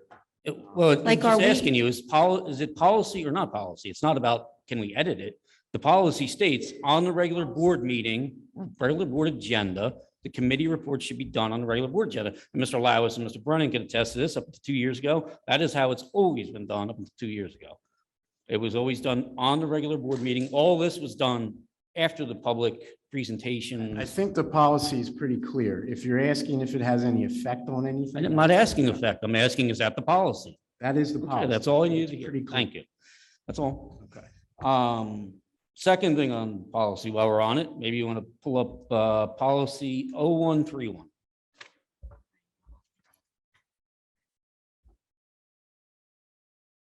That's bylaws, policies, and regulations. Okay. Last month, during our governance section of the regular board meeting, the board president requested a motion to add, I think it was number 7, the bio templates to be approved, to be put on the Board of Education website. I'm using a bio template for the Board of Education members' bio templates, something along those sections, if I'm correct. That was number 7. It was done under governance. I'm wondering, and again, you're the attorney, we pay you a lot of money. In order to change, adapt, or revise a policy under Board Policy 0157, you must do it at one meeting, announce the thing, announce the revisions, have the board vote on it, and if it is passed at that meeting, at the next meeting, the board then votes to adopt and approve those changes. Am I correct? That's how it's done? Not a policy. No. So when we voted last month on number 7 about the bio template, what exactly were we voting on? To use the bio template. Where? On our website. And isn't there a policy on the management of the website already, which is policy? There is, and I think it states that it's run by the superintendent. Policy 0157. So if you're adopting, changing, or revising a policy, which we have a policy on the website. We're not adopting, changing, or revising a policy. We're adding the bio. to Adding, the if website. you're adding, that's revising. We're not changing any policy. Where are the We're not bios revising at on the website? Right. Which Are they? is discretion, right? Is discretion? The content of the website and the management of the website, right? This is a function of the website. No, it says other information deemed necessary. Bios are already up there. So we already had them up there. So it wasn't like he was saying, let's start adding bios now because they were already there. So he wasn't deeming it necessary because they were already there. You're changing now how the bios are presented and what information is put up there. So you're establishing an addendum to this policy We're that establishing a best practice, which is. yeah, I have no issue with it if that's what You you're doing. obviously do. But if you're, no, I don't. If that's what you're doing, you add it to the policy. So then there's no debate on it. The policy states in order for the bio to be on The only there, reason there's a debate is because of you. because of me, Because of you, purely. because policy is policy, Sean. It's not a policy. I know it's not. It's not policy. So the bio that you passed last month has no relevance because it's not in a policy. That's how this board in this district is run, by policy. So we have to set up a policy for every item that's added to the website. So if we put a picture on the website, do we need to run that through governance committee as a policy update? No, you do not. Okay, so what's the difference? Because you're changing what is already there. You're changing how it's being platformed and templated and what can be and can't be on. According to policy is up to the administrator. No, it is not. It's up to the board. Because if the superintendent deems it not, he then goes to the board for clarification on it. Yeah, in the event that the superintendent finds certain material that is submitted, say a teacher or anybody submits something to the superintendent for the website and he finds it's questionable, then the superintendent shall seek approval of the board. Correct. Right. So what? But he's saying that he has the final say. He doesn't, he seeks the approval of the board. If he finds it questionable, Okay. the board has the. I mean, the only thing I'm saying is, why wouldn't you establish it and just put it in the policy and say, bios on here, because you have a website policy, you have everything that should be on that website. As a best practice is not a policy.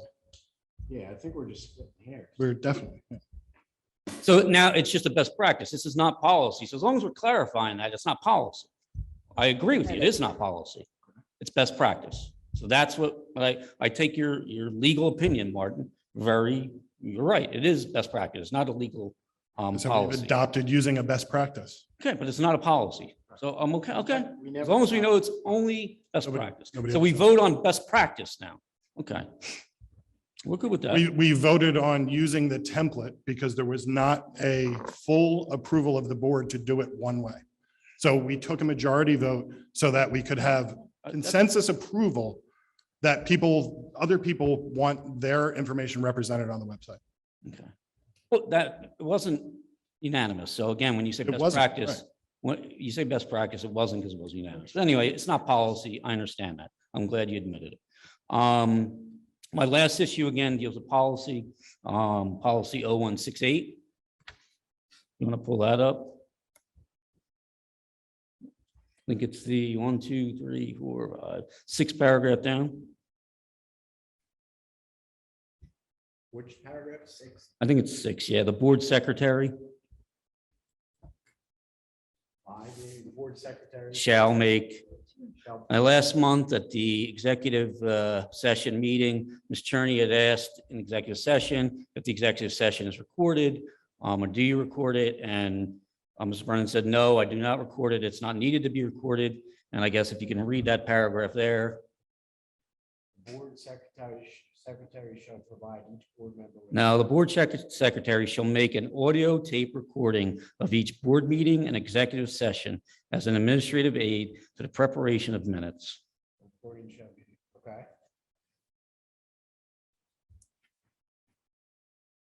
So according to policy, the board secretary is supposed to be recording the executive session.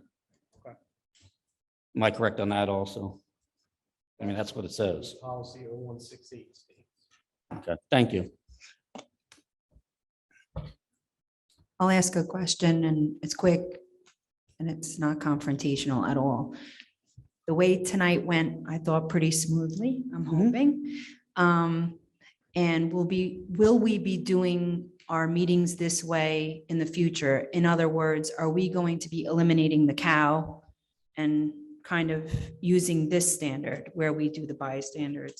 The point of COW and doing it before the awards was so the public could have more input in everything that's going on with their school district because they leave afterwards. Unfortunately, last month it went on for hours and hours and hours, and most of them left anyway.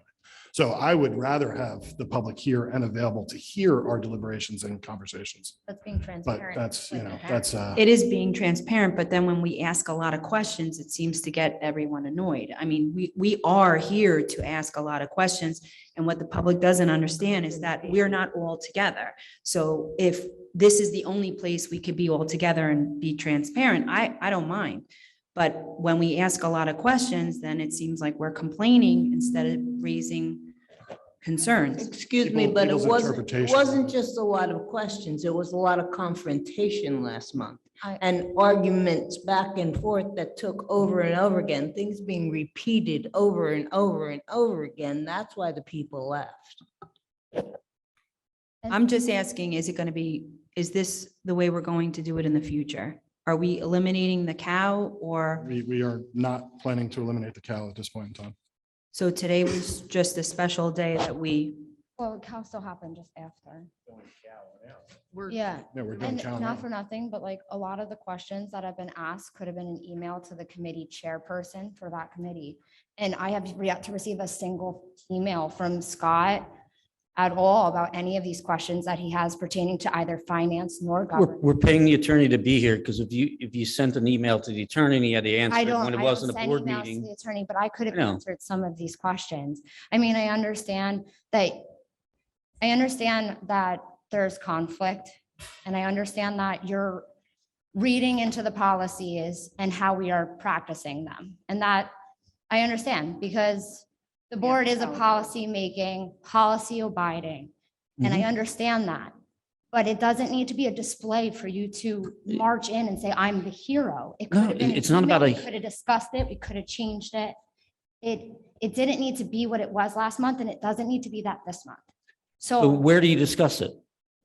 my email is always open, Scott. And if I don't know the answer, I will gladly pull somebody who does. That doesn't always mean our attorney, Mhm. because other people have the answers to your questions. And, Sandra came up to me before the meeting even started with a question about finance on the agenda, and I wasn't able to answer her question, and I went straight to the next person who could. And when we all had a question, we went straight to the next person higher, never even once involving our attorney. Well- That's all stuff that we can handle. I internally agree with you on without those things. parading it in front of our district, our parents. Our district deserves to know what's going on in each of these committees. They should know what they're looking at when they're looking at our agenda. Why we discuss this, why we're accepting this grant, what is this for? Where are these kids going? What are they achieving? And how we, all of us, as a board, made that happen for them. This doesn't have to be conflict. It doesn't have to be any of that. No, it doesn't have to be conflict. I completely agree with you, but we only have our board attorney for a small amount of time. So if he has a question about policy and we have to run it with policy. I understand that. We So have to how ask him about now. the best course of action could have been Scott emailing me, hey, I have a question about this policy. Okay, Scott, let's go to the next person up the chain. Let's figure this out. Let's go to the next person. If our board president couldn't answer the question to your standard, we could have went above him. We could have talked to Dr. Latwis. And you know what? If Dr. Latwis couldn't fulfill you, then we could have made it a point to bring that up to our attorney at that point. It Okay. doesn't need to take an hour for us to get through a myriad of questions about policies that aren't on the agenda today. That's a point of order in Robert's rules. We don't have to discuss it. So as far as Yes, you do, because this is All of not, this- this is not a formal meeting. It's a I understand. town meeting. But it could have been an email, Scott. And No, I it agree. could I have been agree. an email. I could email, yes, I 100%. And I will sit down with you and I'll go over every page of every policy we have. Mhm. Okay, I have no problem with that. But to waste our attorney's time. I don't to consider not it wasting give- time. I understand that. And I apologize for the way I worded that. But to not allow all the seats were filled tonight. All of them. We have the whole audience tonight. Not a single one of them knows about the grant for Horbelt. Not a single one of them stayed to hear any of that. They stayed for half of the awards. And it's not right to not allow our families that we were elected to represent see that and hear that. They want to know what we're doing. They don't want to see us fighting. They want to see us coming together to better our district. Yeah, That but is asking it. questions is not fighting. No. See, that's what everybody No, and has we to don't all understand. have to agree. Hold on. And we don't all have to agree Absolutely. to move forward with anything. We could sit there and disagree. And no, I don't think we should disagree about specific verbiage of a policy. I believe that is clear, but that could have been an email. This whole conversation in governance could have been an email, and I would have gladly sat down with you and worked together to figure out how to present it if we didn't get the answers we needed to the proper protocol to get to our attorney. So I'm just letting everyone on the board know that, as the chairperson for governance and the chairperson for finance, I am always available. I'm only an email away. I'm always here, and I will happily sit with you. And as long as you're cool with my 2-year-old, I will happily sit with you. Yeah, but there's and some go things you item by can't answer. The law you can't answer. The policies is what Martin needs to answer.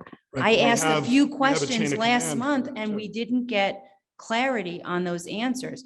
And when I realized we were taking up the parents' time and I wanted to move things along, and when we went inside for executive and I said, let's get this over with an executive, now all of a sudden executive is done totally different. Now we have to stay on an agenda and we can't go off topic. I've been here for 2 years and we've discussed everything in We've had executive. Many, many, many conversations about executive session, and what's appropriate for executive session, many times.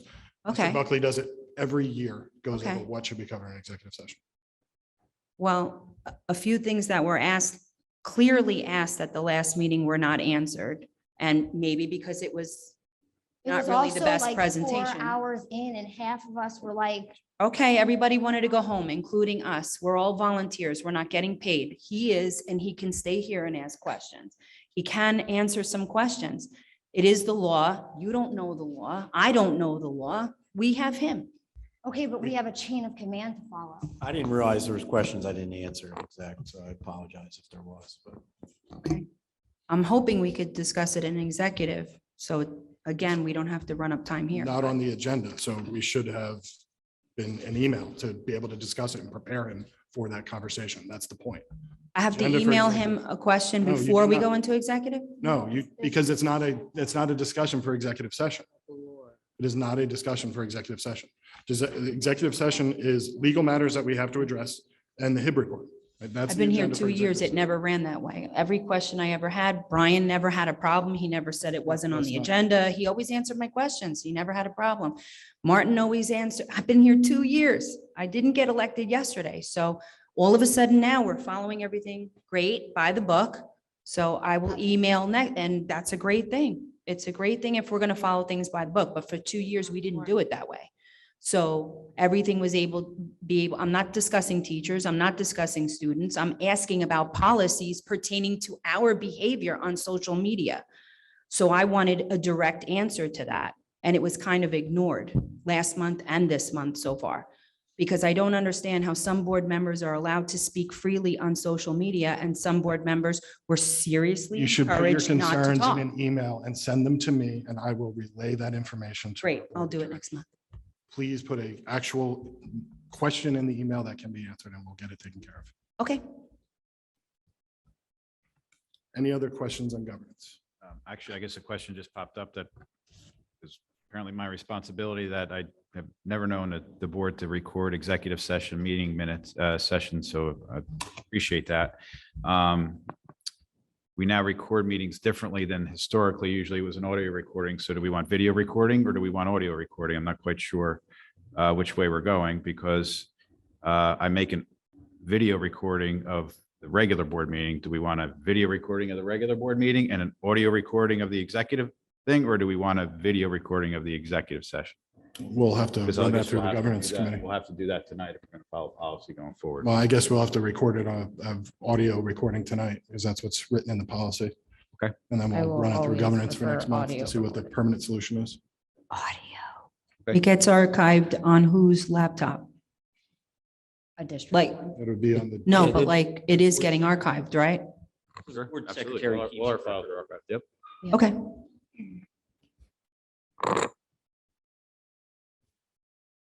Any other questions on governance? Okay. Next up, we have Mr. Iamante with Health, Safety, and Technology. Thank you, Mr. President. The Health, Safety, and Technology Committee met on March 21st at 10 a.m. at the board office. At the meeting, the following topics were discussed: technology, security, and health.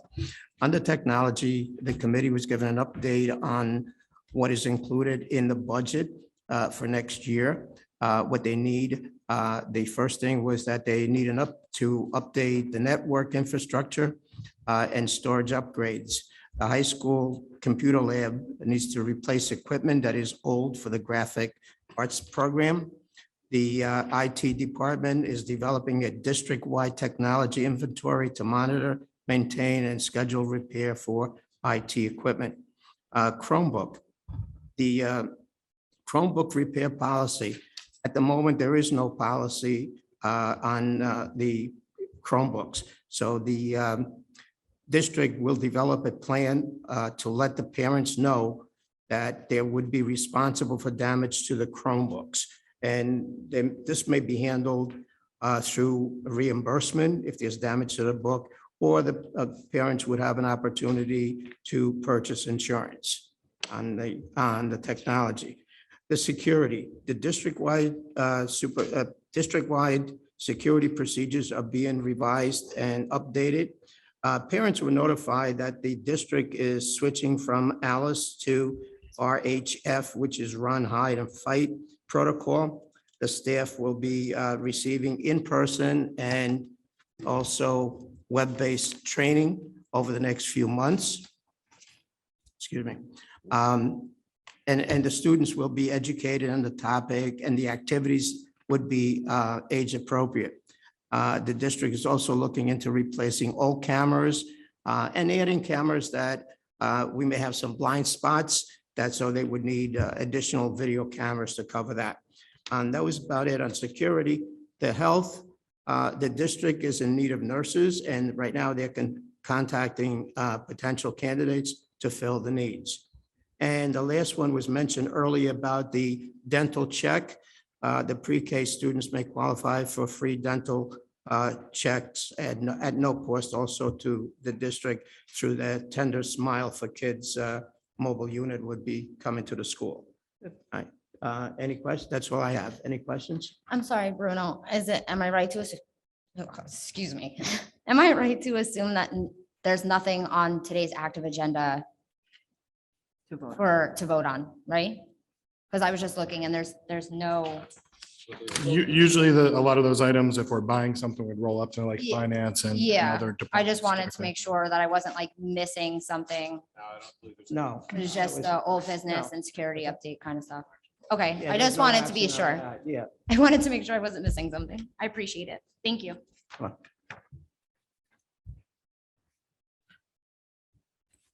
Okay. Thank you. Any other questions for HST? Okay, thank you, Mr. Iamonte. Personnel Committee met on March 21st. Several new folks joining the district in various roles, including a new leader for the ROTC program. I'd like to thank CWO Mackey for his leadership and best of luck in his future endeavors. We have several appointments and transfers, as well as selection for after-school assistance programs and kindergarten enrollment. And then I'd like to congratulate our retirees and thank them for their service to Barnegat. Any questions on personnel? One quick one on that. Letter A, I'm sorry, under personnel. I know you, Mr. Mackey, resignation. What was, Mr. Mackey's, I mean, maybe Dr. Lau was know his final salary during his resignation? I know off the top of my head, his base salary was based on a 10-month salary, and I believe it was 97,000, I think was in change was that. But that doesn't account for, so the change to going 11-month and providing this experience stipend is for a lot of the things that transpire outside of the program. There's a lot of night events. There's a lot of things that transpire over the summer. So instead of vouchering all those things, I feel like it was better to provide that as just the one base salary to encompass all those extra things. Mr. Mack, I'm gonna go back on it. I know you said Mr. Mackey got a extra stipend, you said, or is? Well, Mr. Mackey I know his base salary off the top of my head, it was 97 and I believe it was 97. and change. Yeah. I don't have the exact, like any vouchers or anything like that he would have put in to cover any of the night events or summer events. And now is I don't have that Mr. in front Brown getting any additional above the 109? Mr. Brown would be getting the prorated to an 11-month, which would be the 109, and then he would be getting a 6-period stipend to cover the classes that he covers during the day. That's a $4,000 stipend on top, or 4,000 on top. Okay, thank you. Any other questions for personnel? Okay. Do we have sure.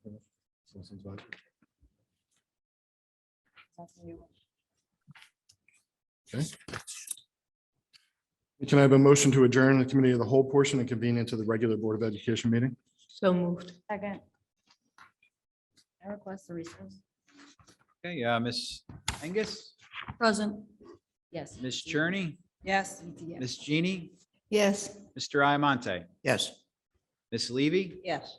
Mr. Sarno, Yes. Yes. Ms. Tarnowski, Yes. Ms. Washburn, Yes. Mr. O'Brien. Yes. All right, meeting is adjourned at 7:57. Can I request a 5-minute recess, please? Sure. Or like 3.5 minute? Yes, yeah, that's fine. Go ahead. Not for me, just for you.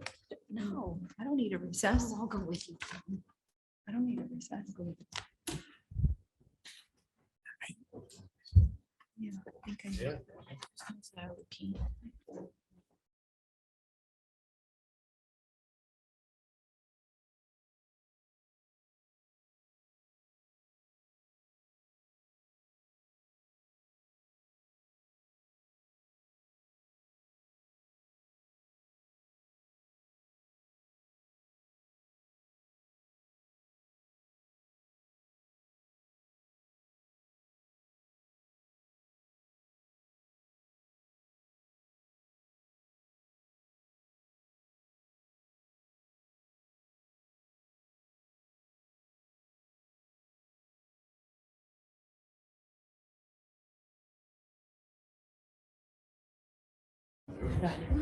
Yeah, that's the way I do it in my food truck, but, okay.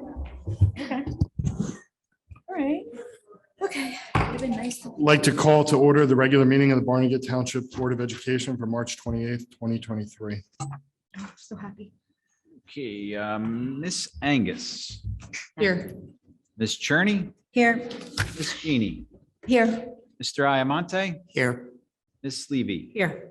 Mr. Sarno, Here. Ms. Tarnowski, Here. Ms. Washburn, Here. and Mr. O'Brien. Here. Right. Could you just read item number 2, please, Mr. Brennan? Open public meeting. Oops, sorry. Notice of this meeting has been forwarded to the Asbury Park Press, the Beacon, Tap Into Barnegat, and placed in the foyer of each Barnegat Township School and the Barnegat Township Municipal Building, has been filed with the Barnegat Township Municipal Clerk in conjunction with the Open Public Meetings Act. That first. Please rise for flag salute. He did roll call. I pledge allegiance to the flag of the United States of America and to the republic for which it stands, one nation, under God, indivisible, with liberty and justice for all. Bless you. Thank you. Thank you. Thanks. Okay, we have 2 agenda additions, the calendar approval, which will be under governance as item number 2, and then the challenge day addition to the field trips on the, for information only for education committee. Can I please have a motion to approve the agenda with the additions?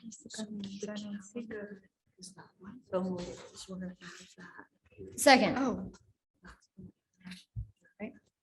Any discussion on that? Miss Angus, Yes. Miss Cherney, Yes. Miss Jeannie, Yes. Mr. Iamonte, Yes. Miss Levy, Yes. Mr. Sarno, Yes. Ms. Tarnowski, Yes. Ms. Washburn, Yes. Mr. O'Brien. Yes. All right, we have an agenda. Item number 6, approval of minutes from the regular session and executive session meetings on February 28th. Can I please have a motion? Second. Any discussion there? Miss Angus, Yes. Miss Cherney, Yes. Miss Jeannie, Yes. Mr. Iamonte, Yes. Miss Levy, Yes. Mr. Sarno, Yes. Ms. Tarnowski, Yes. Ms. Washburn, Yes. Mr. O'Brien. Yes. All right, motion's carry. We already heard from Ms. Irizarry, so next up is the superintendent's highlights. So we have a bunch of really cool things going on, just to highlight. First, myself, Mr. Gunderson, Mr. Barbieri, and Mrs. Mayo have been selected to present at a workshop. Are you harvesting your data in the spring NJASA, NJA PSA Spring Leadership Conference in Atlantic City? So that's very exciting. The data harvest is something that we initiated in this district a couple of years back, and we've had a number of schools that have actually come and observed the data harvest here to bring to their districts. So this was an opportunity that we wanted to go down there and present it to a larger audience. So very excited about that opportunity. Join us for the paint party at Brackman School on April 20th at 6 p.m. All proceeds will go to the ROBMS Cares to offset the cost of the 8th grade expenses. The BHS class of 2025 is sponsoring a parent night out on April 21st at the Dunphy School from 5 to 9. The students will be babysitting. 4th graders met with the BHS Shield students and Officer Weber for Cocoa with a Cop. So again, we love to continue to highlight our SRO Weber here, who's dynamite, and all the things that they do as far as building out those community relations. On Tuesday, March 21st, Dunphy held their first literacy night. It was very well attended. Congratulations to Hudson Landgraf and Miguel Vasquez Gavelian, 6th grade students, for being selected to participate in the 2023 South Jersey Band and Orchestra Directors Association Honor Band. BHS students, mentors came over to meet with the 8th grade students participating in the program. So that is a new initiative for this year that we launched with the idea of providing some mentorship for the 8th grade students, and then give those students an opportunity to continue having a connection to high school when they ascend into 9th grade. ACE's Family Night was held on Thursday, March 23rd, also very well attended. Come out and support the Bengal Theater Company for Mamma Mia. The performances will be obviously, we highlighted them before, but it'll be on March 30th through April 1st, 7 p.m. and April 2nd at 3 p.m. in the auditorium at the high school. The World Language Club had its annual international dinner on March 9th. Congratulations to the Barnegat High School basketball program for being the recipient of the Ocean County Mikey Hart Sportsmanship Award. Our fans, players, and administration were recognized for exhibiting the best sportsmanship throughout the 22-23 season, as voted on by the Shore Board and the Shore Conference basketball officials. Congratulations to Kara McCoy on the 22-23 Shore Conference Coaches Association's Award, First Team East South, and Senior All-Star Game. Congratulations to sophomore Emma Thornton on the 22-23 Shore Conference Coaches Association's Award, First Team B South, and All Shore Honorable Mention. Congratulations to BHS Junior Jane Haviland, who was the first place Optimist Essay winner in the Atlantic Central District Essay Contest. Jane also received a $2,500 scholarship, which is extremely exciting. And tonight on the agenda, pending approval, we're looking at transitioning our ROTC leadership. Just wanted to give a shout out to CWO Mackey, who's worked diligently in that program for the last few years, making it what it is today. And obviously he'll be missed, but we are very, very excited about bringing in CW Chris Brown, who outside of just being an award-winning singer, no, different Chris Brown, but comes in with a plethora of accolades. So I'd be remiss if I didn't just take a minute to kind of run through some of those awards and recognitions that he's received for his programs in the past. Most Improved NJROTC Unit 2012. Under a unit achievement, not underachievement. I apologize. That was getting older. Unit Achievement Award was received in 2012 and 2013. Most Improved NJROTC Unit in 2014 in Atlantic City, which I believe was your first year there, correct? Unit Achievement Award in 14, 15, and 16 in Atlantic City High School. It was the program was a recipient of the Distinguished Unit with Academic Honors in 2017 through 2022. And I'll pause for a second just to catch a breath from reading through this very impressive resume. But some of the really exciting things that came through in the interview was really talking about not just looking at the specific ROTC components, but also talking about the development of citizenship and the impact that it could have on the character of the students that are in the high school here. And with a priority in academics, we always talk about that with our sports programs, that you're a student athlete, student being the first thing. So this was something that we had an opportunity to discuss through his interview and something that really left the committee extremely impressed. Also, now getting back to the awards, all JROTC physical fitness runner-up in 2020, Area 4 NJROTC National Academic Exam runner-up champions in 2020, Area 4 Brain Brawl runner-up champions in 2020, the NJROTC Academic Athlete and Drill Championship from 2015 through 2020, the NJROTC Area 4 Academic, Athletic, and Drill Championships, 2012, all the way up through 2021. So comes in with a ton of experience. A lot of the things that we were looking for as we look to continue to build out the ROTC program and make it all that it can be and provide those opportunities for our students. But the reason that I wanted to read that off is because, again, it's beyond just what they do with the color guard and things like that. It's really talking about that character development, talking about the physical fitness aspect of it, talking about the academics. It really that program, as we continue to grow that out and provide that opportunity for our students, I think this could be something that could continue to grow and have such a huge impact on our overall student body here. So we're very excited, obviously pending board approval tonight, to bring you aboard. We appreciate you coming out tonight and sitting patiently through the various presentations and committee reports and whatnot. But very excited to bring you aboard. So thank you.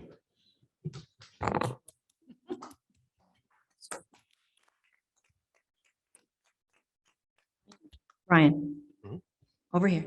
Sorry. Take a breath. USA. Okay. 300 words a minute or more. That's what I strive for. As you identified me last year as the most articulate man in Barnegat, with Jim Barbieri being the third. I also like to try to get as much of that articulation in a short period of time. Yeah, you're not good. Okay. Are you sure he's qualified for this position? He was all right. The first 6 turned it down, so we had to go with number 7. No, I'm just kidding. He was a rock star. I know. I'm just playing, sir. So, Go ahead, Sandra. I'm sorry. nope, she just wanted to tell you to breathe. Oh, well, I appreciate that, Sandra. Yep. Thank you for looking out for my well-being. Yes. Always. I don't want you to pass out from not breathing. Okay. I would just like to congratulate Ms. Tarnowski again for her achievement of certified new board member. That's, I think, the first in the board history. So great work. Great job. Yes.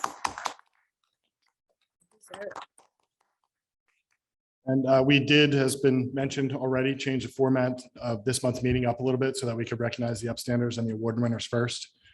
They do deserve their awards and honors. They don't deserve to sit here and be strangled with information and contest. The whole point of doing committee of the whole early was so the community can hear what is going on with our district. We need to figure out a way to get back to that so our community knows what's going on. We have very poor engagement from our community, as you can tell. All of these people are here at every meeting. We need people to participate so that they can know what's happening in their school district, and we drove them away. That is on us. Tonight, we're voting on the final financial audit of the district. They are submitting with no findings. So I'd like to thank Mr. Brennan, the BA, and his team for their diligence and the performance. That's great work. They are operating effectively and within the rules of the finance budget audit. Like to recognize the amazing work by the creature creation projects tonight. All these projects were amazing, from the initial drawings from the 5th grade class all the way up through the 3D sculptures. Really, really impressive. And it was exciting to see how that inspiration drew into a finished product. The school district was also featured in the New Jersey School Boards Association publication for their efforts to correct learning loss experienced during and after the pandemic. Bengal Boot Camp program can be used for other districts to model, and the participation is fantastic. The program grew from just over 200 students to more than 500, and that is a testament to the hard work that the high school is putting into this. So getting our teachers, getting our learners back on track and preparing them for the world is the job that we're here to do. So that's fantastic. And then I'd just like to comment that we are voting on the preliminary budget this evening to submit it to the state. We are going to continue to work over the next month, and I invite the public to come out on the budget hearing on 4/25 so that they can provide input. That was all I had. I'd like to have a motion to enter public session, please. Second. Ms. Angus, Yes. Ms. Cherney, Yes. Ms. Jeannie, Yes. Mr. Iamonte, Yes. Ms. Levy, Yes. Mr. Sarno, Yes. Ms. Tarnowski, Yes. Ms. Washburn, Yes. and Mr. O'Brien. Yes. All right, we are in public session. Read the disclaimer, please. Nope. Talk too much tonight, so. Barnegat Township Board of Education appreciates and welcomes public comment, advice, and suggestions, especially when it is intended to assist Board of Education. Please feel free to speak to the board during the public session. Comments and discussion will be limited to 1 5-minute period per individual unless requested by the chairperson to continue on a point of clarification. Public comment at special meetings of the board shall be related to the call of the meeting. In accordance with the Board of Education policy, each participant must be recognized by the presiding officer, must preference their comments by announcement of their name, address, and group affiliation if appropriate. Your anticipated courtesy to the members of the public and board is appreciated. Thank you. Now, sorry about that. Okay. Anybody online, if you'd like to speak, please use the hand raise feature. Is there anybody in the room here that would like to speak? Ma'am?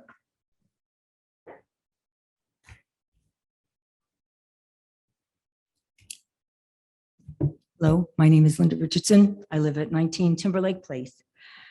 Okay, this is not any kind of, it's just suggestions that I observed. Okay. As far as your special committee meetings, that's when the committee gets together and comes up with this, solution as to what that committee has to bring to the board. And I think keeping the workshop area separate from the regular board is very important, because you all get to ask questions if you're not on that committee. I also feel that, okay, if you go back to your code of ethics, it says in here, I will confine my board action to policy making, planning, and appraisal. And I will help to frame policies and plans only after the board has consulted those who will be affected by them. So, in essence, it is the board's responsibility to establish policies. Then you can have it reviewed by your attorney. But then, that's how it goes. If you're not confident with what you have and you want to have a legal review, legal opinion, you can. But you can also contact the New Jersey School Board Association, and they will guide you and help you with whatever policies that you have. If you need a policy review of your entire policies manual, they will do that for you too. So keep that in mind, so you don't have to do all the extra work, but they'll come back to you and they'll tell you what you need to do. Okay, I know you're all volunteers, but let's keep in mind, you all signed up for it. All right, so kind of saying other people are being paid, I don't know, that kind of makes me cringe a little bit. It's like, it goes back to, I worked it for a township at one time, and people coming up to me and saying, I pay your salary. Well, you know what? I do a good job, but I can't say that to you. All right, so also, there's another one that I want to read, another ethics code. I mean, it's on all of your agendas. I will hold confidential all matters pertaining to schools which, if disclosed, would necessarily harm individuals or the schools. In all other matters, I will provide accurate information in concert with my fellow board members, interpret to the staff the aspirations of the community for its schools. It was an embarrassment to have Bill Spadia announce on 101.5 that this district was misusing funds. I understand that there's something going on about public comments being made on social media, but where did it start? It started on a statewide talk host radio show. It didn't make Barnegat look too good. It really did, because it didn't say, and I know he did his own interpretation because he's running for a position, but it didn't say that these funds had to be used for a dedicated reason, a specific service, and they were COVID funds. He ran with it. Didn't make us look good. People on the outside looking, oh, maybe I'll move to Barnegat. No, I don't think I will, because they don't know how to run their school district. And that's talking for everybody on the board. And I just feel that maybe that should be rethought. And I know the social media component is getting a lot of attention, but where did it start? Just think about, where did this start? As a board member, you're at a higher level in the community. You need to keep yourself in control when it comes to making statements. If you feel that way about certain things, you need to discuss it in executive session. And I know that there is an agenda for executive session, and I know that you have things that you do. But at any point that you have something of concern, you go to your president of the board, say, I'd like to discuss this at our executive session, because you don't really want the public to hear all of the stuff that's going on. We know what happened last month. It was really, really not nice. I'm a little proud of you this week, though, this month, I should say, because I see there's more control. A lot of questions, and that's good. You know, if you want to know the answers to it, that's fine. You're entitled to ask everything. But I'd like to see it run in a way that it looks unified. I said, you don't have to like each other. I said that when I called in last month, but you have to work together. And I think that's all I really have to say. I'm done. Thank you. Thank you. Anybody else in the room like to speak? Okay. Anybody online like to speak?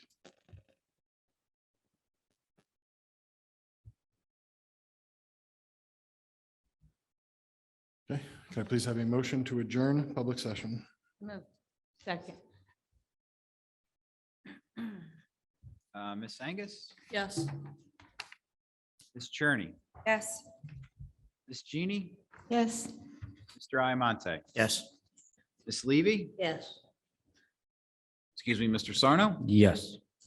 Ms. Tarnowski, Yes. Ms. Washburn, Yes. Mr. O'Brien. Yes.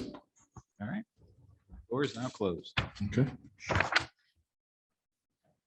Can I, for section 11, can I please have a motion for finance B and G items 1 through 13? So moved. Second. Okay. Any further discussion on finance? All right. Ms. Angus, Yes. Ms. Cherney, 1 through 9, yes. 10 through 13, I'm abstaining. Do you have a conflict on any of those items? No, I'm just gonna wait till I have a little bit more information. No conflict. Ms. Jeannie, Yes. Mr. Iamonte, Yes. Ms. Levy, Yes. Mr. Sarno, Yes, 1 through 10, abstain on 11, 12, yes, abstain on 13. you're abstaining on 11 and 13. Correct. Do you have a conflict on either of those items either? What's that? Do you have a conflict in either of those items? You're abstaining? No, it's my right to abstain, vote yes or vote no. I just asked you if you had a conflict. Okay, no. Tarnowski, Yes. Ms. Washburn, Yes. Mr. O'Brien. Yes. All right, motion's carried. Can I please have a motion for Education Committee items 1 through 5? So moved. Second. Any further discussion? All right, Ms. Angus, Yes. Ms. Cherney, Yes. Ms. Jeannie, Yes. Mr. Iamonte, Yes. Ms. Levy, Yes. Mr. Sarno, Yes. Ms. Tarnowski, Yes. Ms. Washburn, Yes. Mr. O'Brien. Yes. All right, motion's carry. Next item is for information purposes only, out of district workshops and assemblies, including the addition of the challenge day to the assembly list. Moving on to governance, can I please have a motion for items 1 and 2, So moved. which includes the update to the calendar as the second item? So moved. Second. Okay, any further discussion on governance? Ms. Angus, Yes. Ms. Cherney, No on policy 0169 and yes on the other one, just on on the calendar. Yes, on the rest of them. Ms. Jeannie, Yes. Mr. Iamonte, Yes. Ms. Levy, Yes. Mr. Sarno, No on 1, yes on 2. We'll figure it out. okay, Mr. Tarnowski, Yes. Ms. Washburn, No on 1, yes on 2.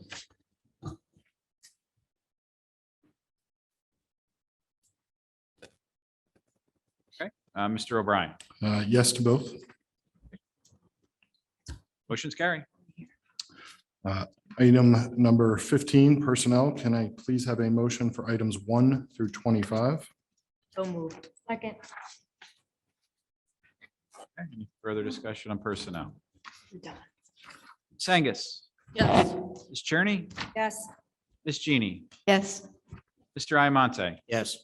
Ms. Levy, Yes. Mr. Sarno, Yes. Ms. Tarnowski, Yes. Ms. Washburn, Yes. Mr. O'Brien. Yes. All right, motion's carry. Can I please have a motion to enter executive session? So moved. Second. All right, Ms. Angus, Yes. Ms. Cherney, Yes. Ms. Jeannie, Yes. Mr. Iamonte, Yes. Ms. Levy, Yes. Mr. Sarno, Yes. Ms. Tarnowski. Yes. Ms. Washburn, Yes. Mr. O'Brien. Yes. All right, we're in executive at 8:27. Okay, folks online, we will be back. Can I please have a motion to adjourn executive session? So moved. Second.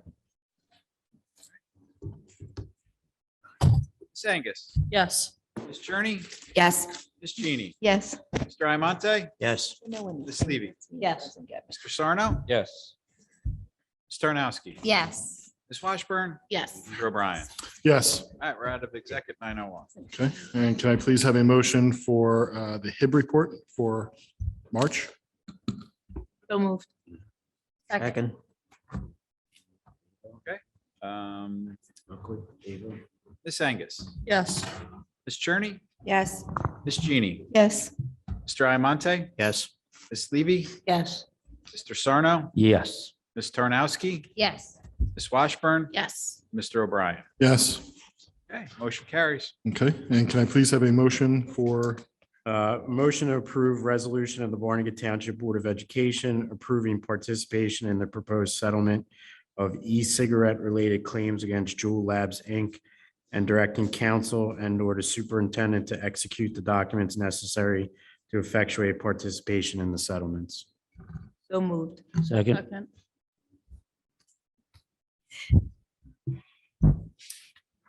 Ms. Angus, Yes. Ms. Cherney, Yes. Ms. Genie, Yes. Mr. Iamonte, Yes. Ms. Levy, Yes. Mr. Sarno, Yes. Ms. Tarnowski,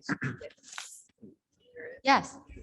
Ms. Washburn, Yes. and Mr. O'Brien. yes, All right, motion carries. and can I please have a motion to adjourn?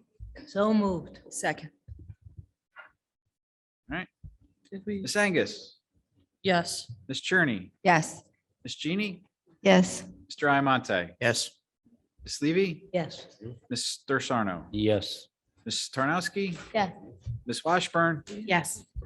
Mr. O'Brien. Yes, All right, we're adjourned at 9:02. Very. thank you, everybody. Have a good night. You too.